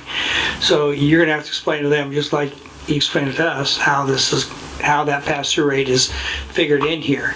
Because I can hear it now. We just approve of pass-through rates, and they're going to wonder why we have to increase it further. So that's something that I can see that as a real vocal point. the other part, and I think you answered it, Andy, those are the impact fees. So this is the impact fees that we're talking about, development impact fees for our new businesses. And I'm just thinking how it's going to affect, we just approved a 90-bed hotel in town, so he will be impacted quite a bit by any new hospitality center or hotel or lodging place is going to severely impact it on these, correct? Well, every new development will have impact fees that they have to pay Right. to come into the city because of their impact on the infrastructure they're buying in. So that certainly will come, and all those fees go into the CIP fund that we can use for future other infrastructure improvements. So that's how they're impacted directly. But they basically pay all the same rates as every other customer that already exists. So they're not impacted other than the initial fee to come into the city.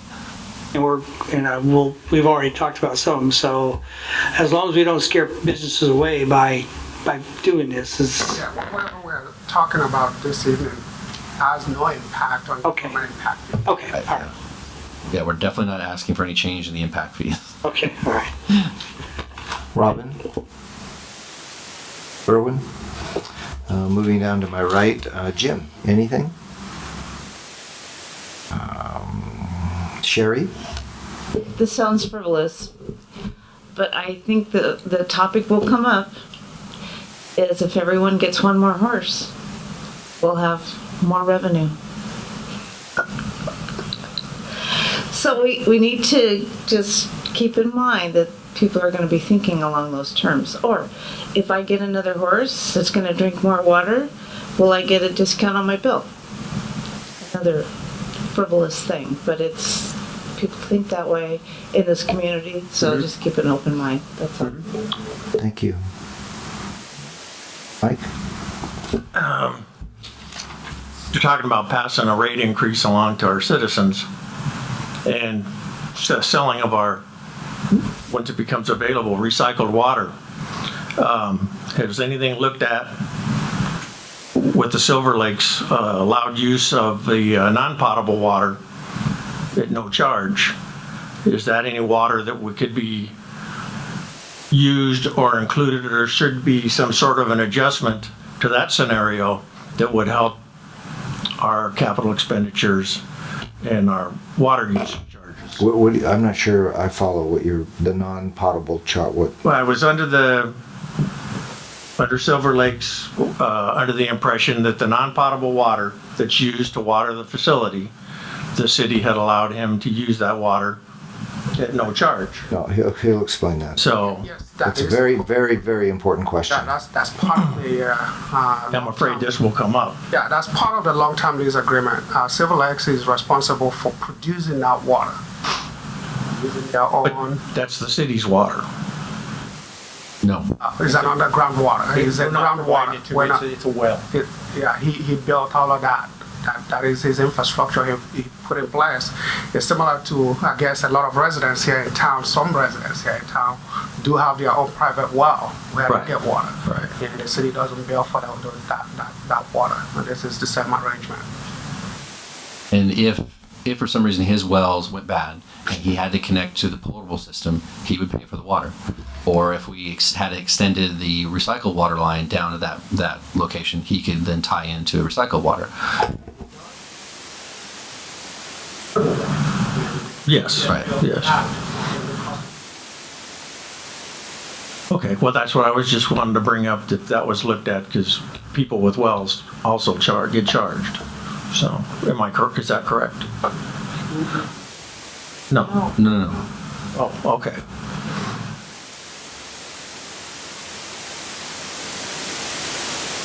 Yes. Right.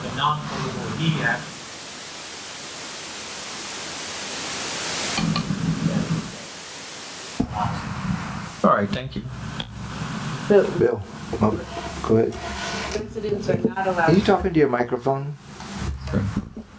residents are not allowed to put in wells, is that correct?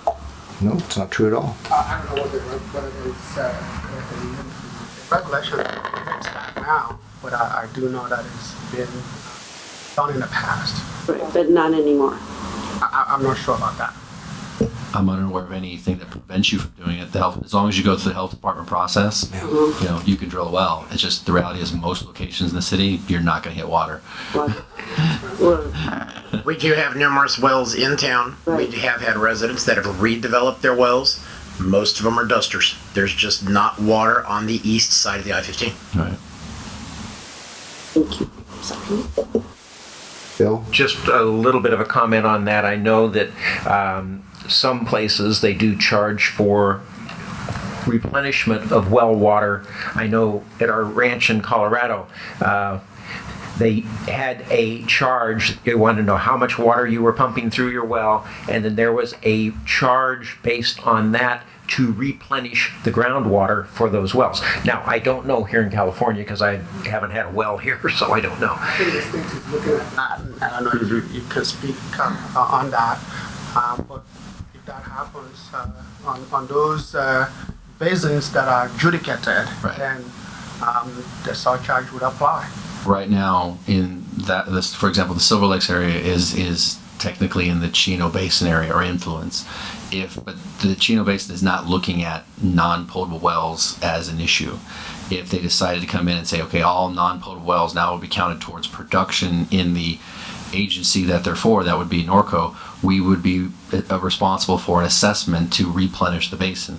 Right now, there is no case. If that occurred, we would have to bring that issue back up as an issue with Silver Lakes. But that's not an issue here for us. Yeah, I think I've asked my questions earlier, so the only thing I would have is a quick comment, and I do want to thank the presentation. I think I kind of came in, and I'm very honest with you as a resident, I'm very skeptical about fee increases or tax raises, things like that. And I think you have answered a lot of questions. I may not be happy with seeing these fees, but I understand them, and I think at least I can talk to the community about them now. And thank you. Thank you. I just had a couple comments. One is, lately I've really been trying to keep everything in context with our municipal code, which is basically to protect animal keeping, our large lots, contiguous open space. I get concerned when we start raising money on businesses, because I totally understand everybody thinks that, you know, businesses have huge margins and all the nonsense, but the truth of the matter is sometimes it becomes so difficult that you can't do business, and we live and die on business. We only have 7,000 rooftops. A couple other things I want to make sure people understand is we don't have a lot of employees doing the work.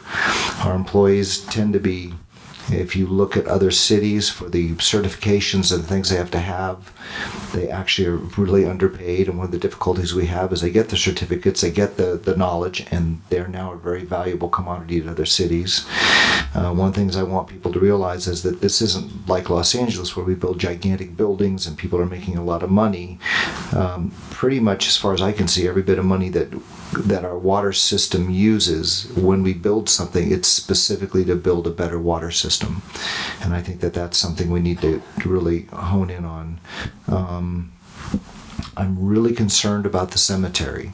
And what bothers me about that is that one of the battles that I fought twice now, and it's been really hard, is all of those homes that they keep wanting to put in Hidden Valley.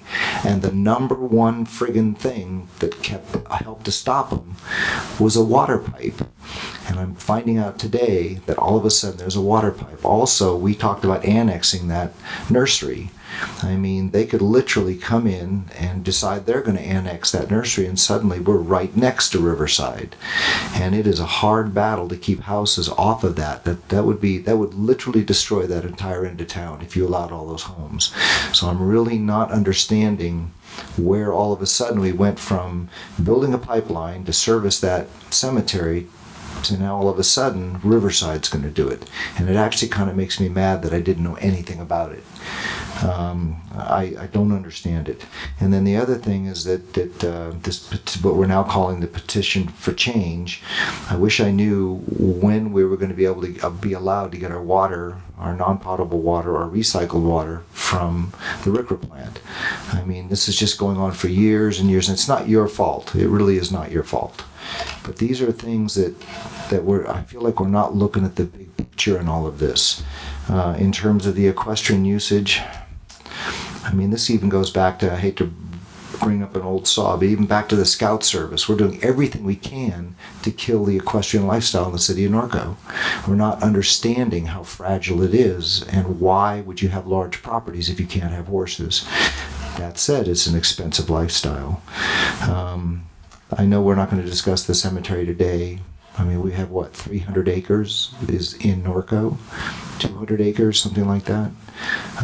But I would like to see some sort of a report on that, why all of a sudden we're not supplying water to them. And I also think that we need to really look at annexing that land where the nursery sits. I don't know if we can or we can't, but we just kind of let it bubble away. I'm also concerned, Brian, we started a senior water program. Probably nobody put any money into it, but one of my concerns is that as we raise these rates, which obviously we need to do, seniors, this is going to really impact them in some pretty serious ways. So I think we need to very aggressively figure out a way to get people to assist in all of this. And I guess that's all I have to say on this. Does anybody else have any other? Yeah, please. One of the things you talked about, the issue with the cemetery. Can you talk into your microphone, please? Yes, the issue with the cemetery. At least we're still currently providing water to that to the cemetery. About a year ago, maybe a year and a half ago, I actually met with the city manager, City of Riverside, and that's when we began the discussion about thinking long term. In order to provide them water, we needed to get some long-term contract that will allow us to recoup some of our capital investments that we needed to make in order to provide them with recycled water. And at that particular time, assurances were made that yes, this is something that they were interested in doing. And so when Chad came on board, that discussion moved, at least from the city manager's level, to going to discuss with their public utilities division. And it's true that they told us at least they are not looking at providing us that long-term guarantee of being able to provide water to the cemetery. But we haven't actually received anything official, and currently we are still providing water. I don't know when their project is going to be built. But so that is really why you have not been notified in terms of that specific change, because there has been no change other than there's been some verbal discussions going on. That is really where we are with that. And I guess along with that, though, then what is more valuable, servicing the cemetery and the nursery, or is it more valuable to have a line that's coming to us where we're able to purchase potable water? I don't know if you can answer that today, but what is the biggest value to Norco? And also, too, frankly, keep houses off of that area. I don't want to assist that. I guess the way I'd answer that is that I apologize. I'm not, I guess, in the loop regarding the past concerns regarding the houses and the potential impact. But my understanding from staff and from past public works directors is that the area in question, as far as what's being serviced with water, is in the city of Riverside, and we don't really have a choice. Well, the nursery's in county. Yeah, I know. I've seen the map. We've seen the map. That's in county. And so again, it whether we provide water to them is, we're not necessarily in the business to find customers we provide water to. I guess we'd say we're here to provide water to the community, the businesses that are here. We were helping that business because they had their own private water wells and they were using it, and eventually they went dry and they needed immediate assistance, which we were obviously the one place that had a connection out there. That's how our relationship started. But through these discussions, it was mentioned about trying to get the long-term agreement, which we were intending to do, but Riverside changed their mind and indicated, no, we're willing to go ahead and build out their infrastructure. It's not that far. They're building a 16-inch line. Like I said, I met with them them the other day to talk about new water service, to get water from them as part of our needs as a system in our portfolio. They did indicate they're actually going to go out to bid hopefully shortly soon on that design. And they expect to go out to probably construction, they told me yesterday, maybe in March or April, and hopefully have it finished by, sometime by the end of the calendar year, 2017. They're going to basically extend that line about 200 feet away from our boundary lines. And then we would, what we're discussing now is also how or what we want to develop to have that new connection between the two agencies and how much water we'd want, the size, etc. So we're in that discussion as far as where we're at. So I apologize for not giving more information to the council as far as how that's going. I look at it just the daily process of what we're looking to do, and I normally don't come to the council unless I have some specifics of what we're looking for. And again, not recognizing that there's some other larger issues beyond that as far as history between for Norco and the type of maybe development that's desired or not desired in that area, that this could have a potential impact in making these discussions is, unfortunately I didn't realize, but I view it as really simply as that we really didn't have a choice in this aspect of we had to work with Riverside in whether we're going to continue to provide them that customer service or not, and they at this time chose to go ahead and do the investment in the infrastructure to provide them water. And mainly it was the cemetery that was pushing the issue. They were they obviously use a lot of water, which is a big cost for them, and they were aware that the cost for water in Riverside is a lot cheaper. So they were invested in. Plus, it helped us build a relationship because we are using this in discussion and helping out the cemetery to help the discussions with flood control in trying to get the necessary property that we're trying to get to mitigate the issue of flooding up along Crestview. So this is all about dynamics and relationships that we're trying to work with. So that's what I give you as far as that answer. So it's not a dead issue. It's not a dead issue. I would like to say just briefly as far as just overall impression, I am new to the city and I've had experience in other places as far as rate studies, and this is the first rate study I've ever done where there was an actual fiscal deficit. So normally doing rate studies, which I understand are very unpopular in general because you're looking to do a rate study to increase just marginal increases because of cost of living, etc. and whatnot, and there's a lot of desire not to have to do this rate increase if you don't have to do one. I mean, this is a significant issue in that you're running a very large deficit in your operation that we need to shore up, and that's just on the operation side. On the CIP side, it's, in my opinion, just as important and as dire. We've had issues just recently where the fact we're getting main breaks when the fire department is turning on their connection, and all of a sudden it breaks right 200 feet or 100 feet away from them, and it's happened twice in the last month. And so we have a lot of old infrastructure that we have kicked the can down the road that we need to get to. So believe me, the number that you have in your current CIP just for water could be a lot larger. But I am okay and satisfied that if we go with recommendation 3, which basically spreads out the planned almost $5 million of projects a year and moves it out over a 10-year period so that we don't have as big impact on the customers, I'm okay with that because we're doing something and I can start doing work and whatnot. I'm happy with doing $5 million a year, but I recognize this is a bigger issue for everybody and what this impact is. So I do believe that, again, as you consider this issue, you have very strong arguments of why you need to do it. This is not an issue where you have a lot of waste. You are understaffed. You have not been doing projects. You're doing a ton of stuff with what you have. I mean, I've never seen a group work as hard as they do and do as much as they do. I've been with much bigger groups and have been frustrated with the lack of work that we do. These guys in Public Works do a tremendous amount with very little. So I would encourage you to always remind people when they're rightfully so complaining at the high cost of stuff that they're getting one heck of a bargain in what we do every day and what we provide. There is, believe me, if there was fat in this, I would be recommending to cut it wherever possible. There is not. This is a very lean machine that you guys have built, and we're trying to keep it that way. And this money is not going to waste. It is simply trying to make us even and also actually start getting the issues that many of the council have expressed is that we're not getting to.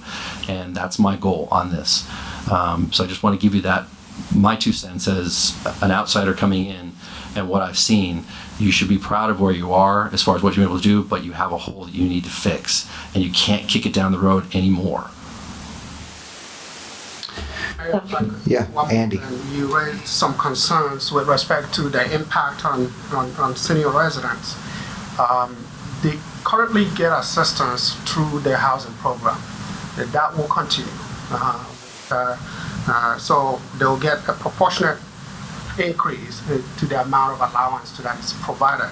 However, one of the things that we recently found out, which is a need for us to review that program again, is that some of those folks receiving the assistance are actually very heavy water users, that you wonder how they could actually be on low income and yet be using the amount of water that they're currently using. So we're going to take a closer look at that program to make sure that those who receive that assistance from the city's housing program are those that should actually be receiving them.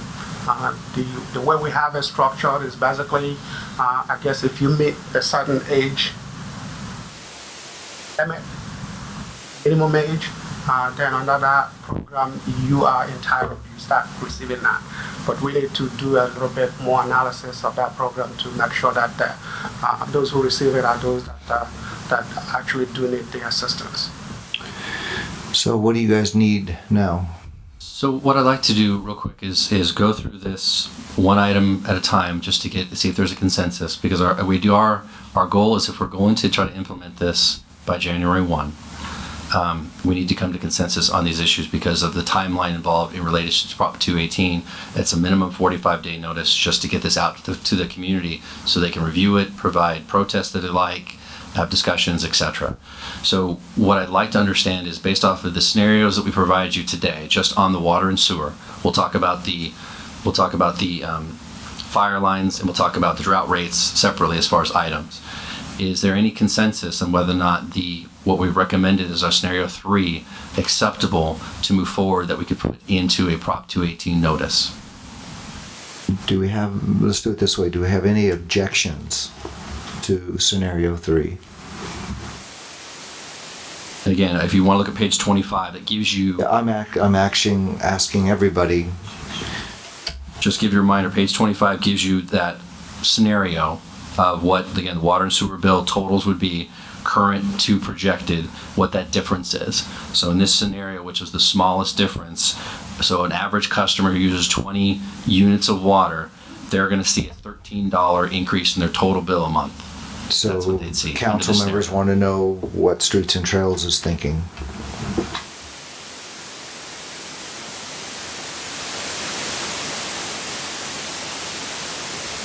Sure, take your time. I think it looks like a good plan. Microphone, please. Oh, I thought you said.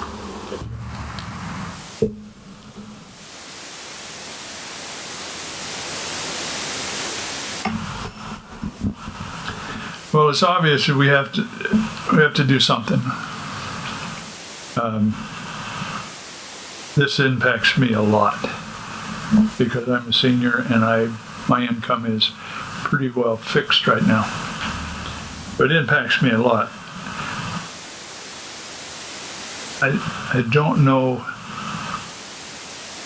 I can't say for anybody else how it impacts across the board for all the people. I know this is really going to impact horse people.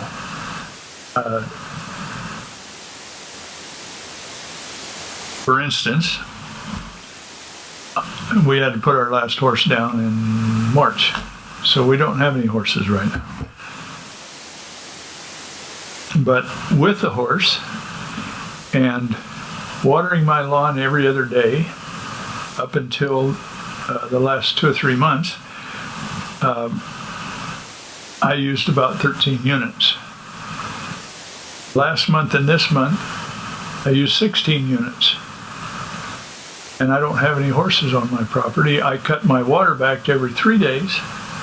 So I don't know whether it's meters or not. So this is, and I realize that the average is 20. So I'm clear there as far as that goes, and I don't see me going up any further than that. But it's going to impact me, but if I want to stay and live in Norco, I don't know what else to do. You're not going to get any water, any rates anywhere else. What are they paying Corona? Corona is very expensive. Their water is high dollar, big high dollar. There was another, I missed a question. I missed a question that I wanted to ask, because when you get my age, it just doesn't come to you every minute. You know, it's every 15 minutes or every half an hour, and sometimes it's all day. But when this bridge was the River Road Bridge on Hamner, or River Road Bridge, not Hamner Bridge, the River Road Bridge, the city in that project put water lines in there that weren't hooked to anything. What I mean is it was for future. Am I right, Terry? Yeah, those lines go to RCRA. That's the intent, is they're going to go up to the RCRA plant, which is our sewer plant, to bring back the recycled water to our city. That and the water from Chino Basin from the desalinization. We have that pipeline exists. It goes under the river. It does exist, but we're not utilizing that for getting water when we need extra water, rather than call all the other agencies to try to get water. No, we do use that connection. Yeah, we have our own existing pipeline that is up near Limonite, between Limonite and Belgrave. Okay. And that's where our connection is with CDA. They deliver water there, and it comes down our pipeline under the river into our site. Okay, I didn't hear anything about that being utilized, and that was a question I had. But as far as these rates, I don't know what else you can do. Just my opinion, it's going to impact everybody heavily. Thank you. Sherry? Yeah, I agree. I agree with Jim. It will impact my household also, my animal keeping. But it is an expensive hobby, and we've elected to do that. So we're subject to paying more money for the water. I've sat on the Water Commission for many years, and I've been through many of these. We haven't had one in a long time, and it's due, obviously, and we should have done it sooner. But yeah, I see no way around it. I think this is something that has to be done, and it has to be done immediately. The one question I wanted to ask too was, and I just want to interject this real quick, because I think it's important that we all know, or not know, what's happening with the prison. Are we still providing water? Yes, we still provide water to the prison. Okay, in the future plans, will we continue to, or do we know? Well, as long as the prison's there, we'll provide them water. They don't have their own source of water, so we will continue to provide them water. If they ever leave, that is another customer that will drop off as far as water demand. Right. Okay. I just hadn't heard in quite a while, and I was curious what was happening there. So, I will say yes on this. I see no other recourse. Thank you. Kathy? I think you guys have done an amazing job with what we have. And I know it seems outrageous that we're raising our water, but I pay almost the same as my daughter in Laguna Beach. So I think we're doing the best we can, and if we have to protect what we want to keep the animals and be proactive to have the money when something could go wrong, it doesn't look like we have any other choice. So I think something we should do. Mike? Yeah, I think option 3 is probably going to be the most painless way to try and put it through. We know that we're all hurting everywhere for CIP money, and I've seen all these people that have really done a job, with the drought, and they've let their lawns go, and awful lot of people have, gone through and redone their yards. They'll never use the water, myself included, that they did before.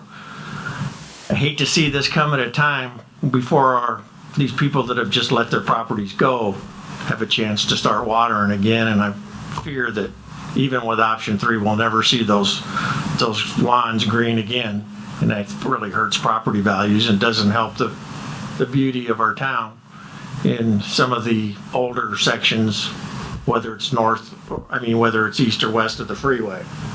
It's just gonna raise rates. People are, if you're gonna grow it, somebody's gotta mow it, and can't spend that kind of money.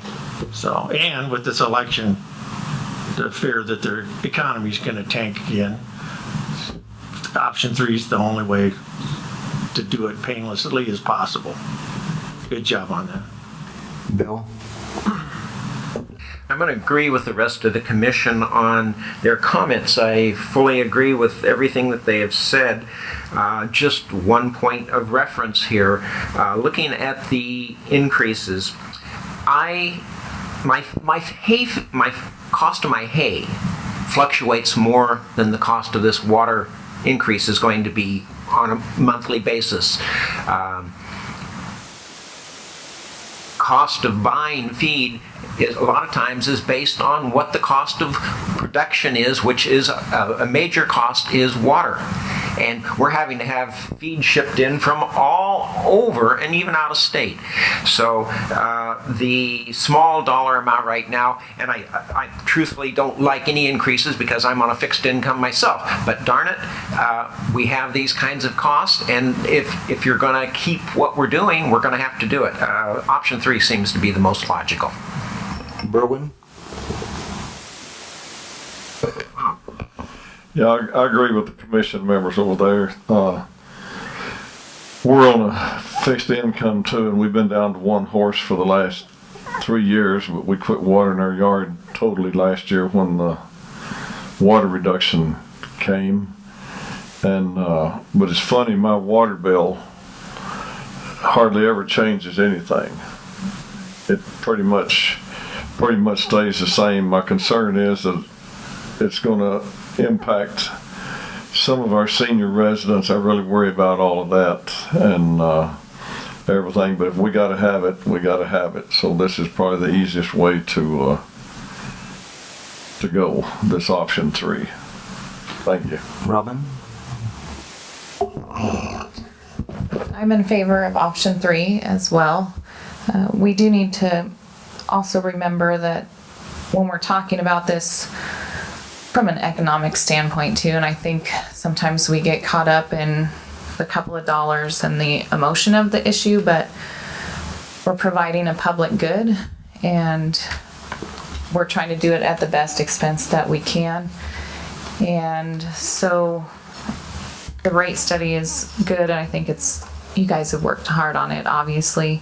The thing that kind of sticks in my mind is I remember when we did the pass-through, and the people that came to the hearing were our seniors. That's who was in the audience.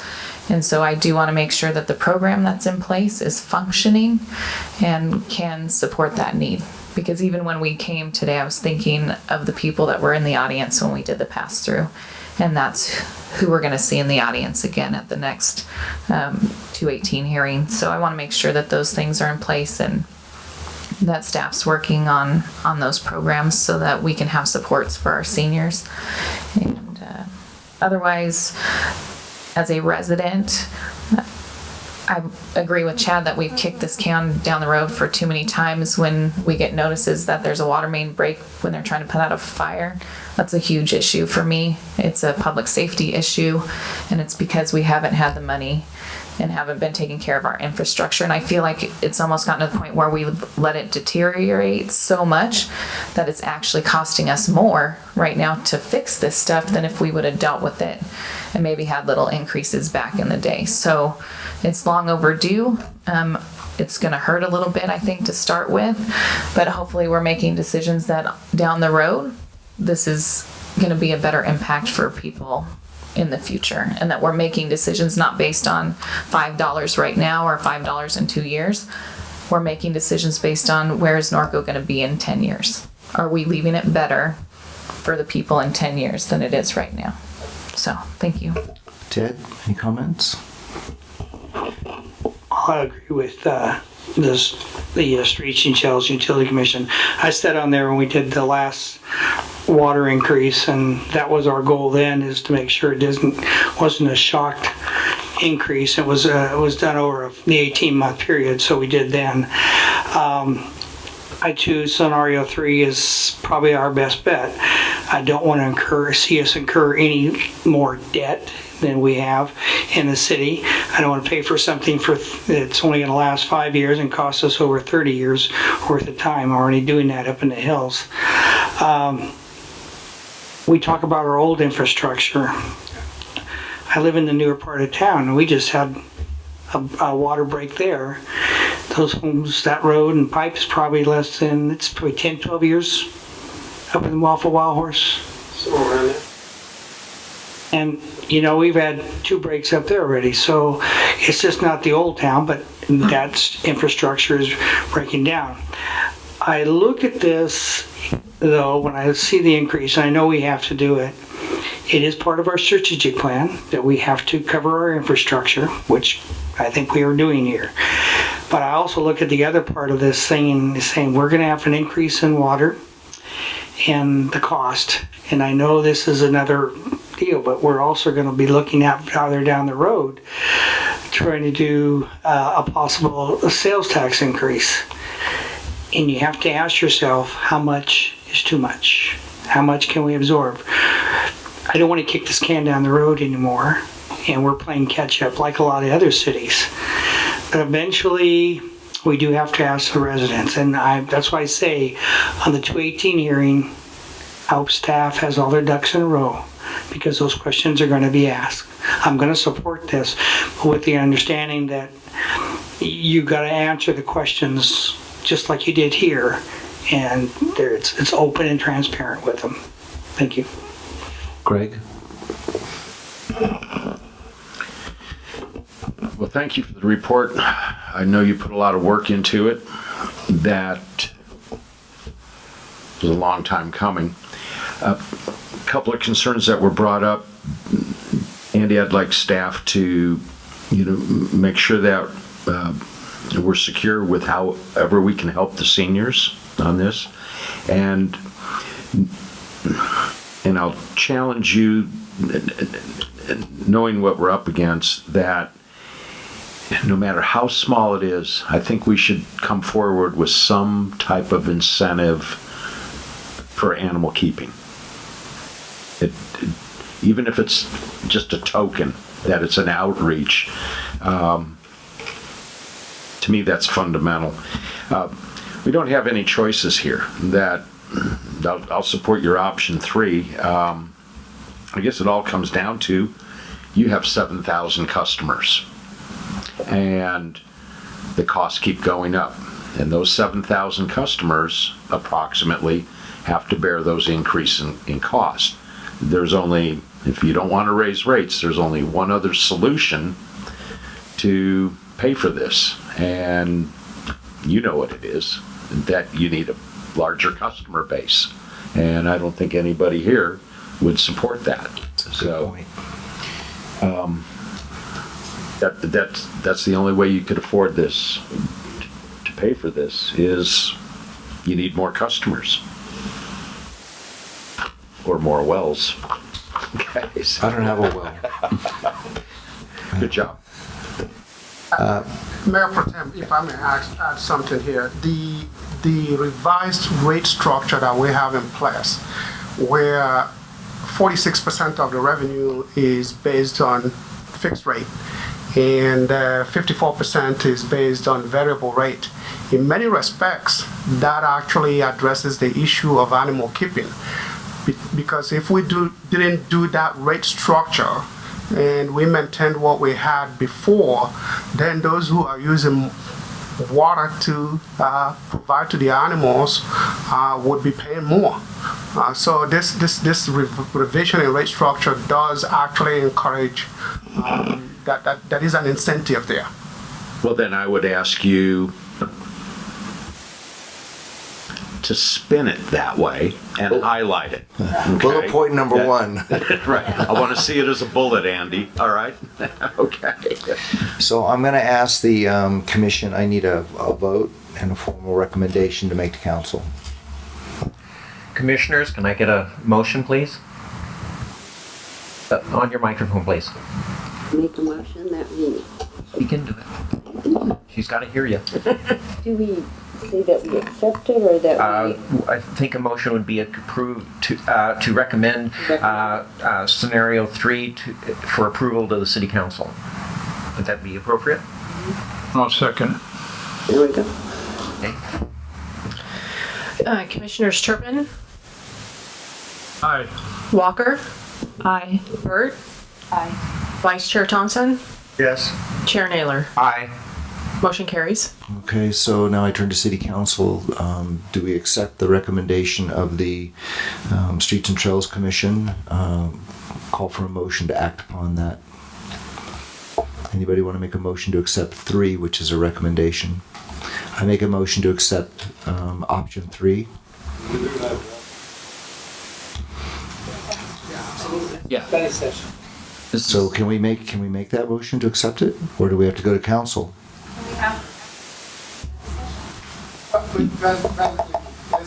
What you, this isn't adopting this the is rate. not adopting anything. This is mainly just saying that you. This goes to the October 17th.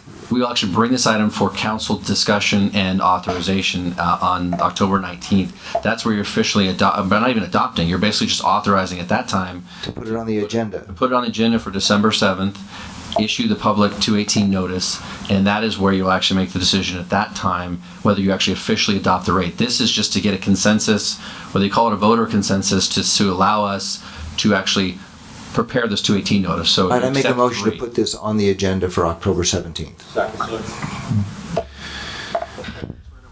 Council members Hannah, Grunmeyer, Hoffman, Mayor Pro Tem Newton, Mayor Bash. Yes. Motion carries.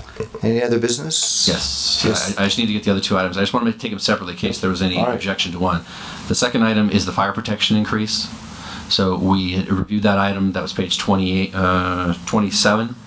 So we would just want to get consensus that there is an agreement that we will move forward with that rate increase on this. This is just specifically on fire protection services that basically are all for commercial, maybe a couple multifamily.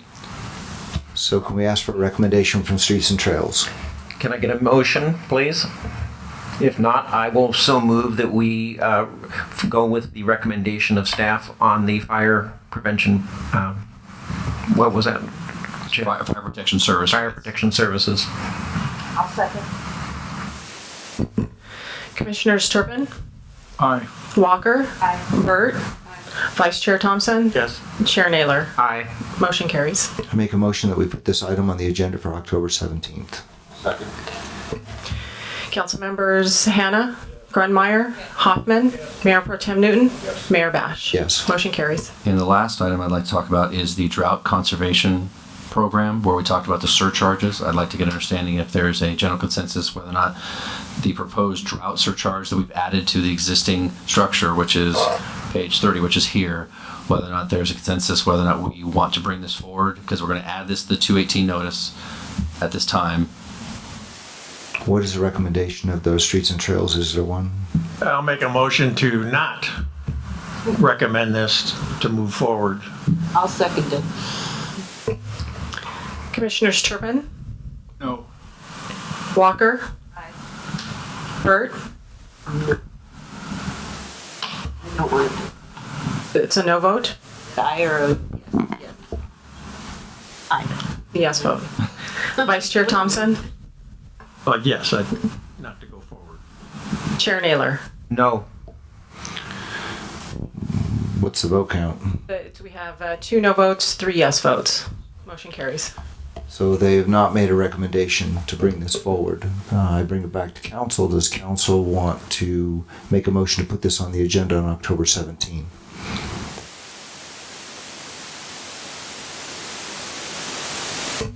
Council members Hannah, Grunmeyer, Hoffman, Mayor Pro Tem Newton, Mayor Bash. No.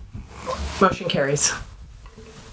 Anything else? I think that covers all the items that we're going to put on the Prop 2 notice and for the agenda for the October 19th meeting. So I do again want to thank everyone for their time and their input. This has been extremely important, and I appreciate you dedicating your time. Thank you. Any other comments from Andy? No, Mr. Mayor. Staff? Thank you for your hard work. This meeting is adjourned.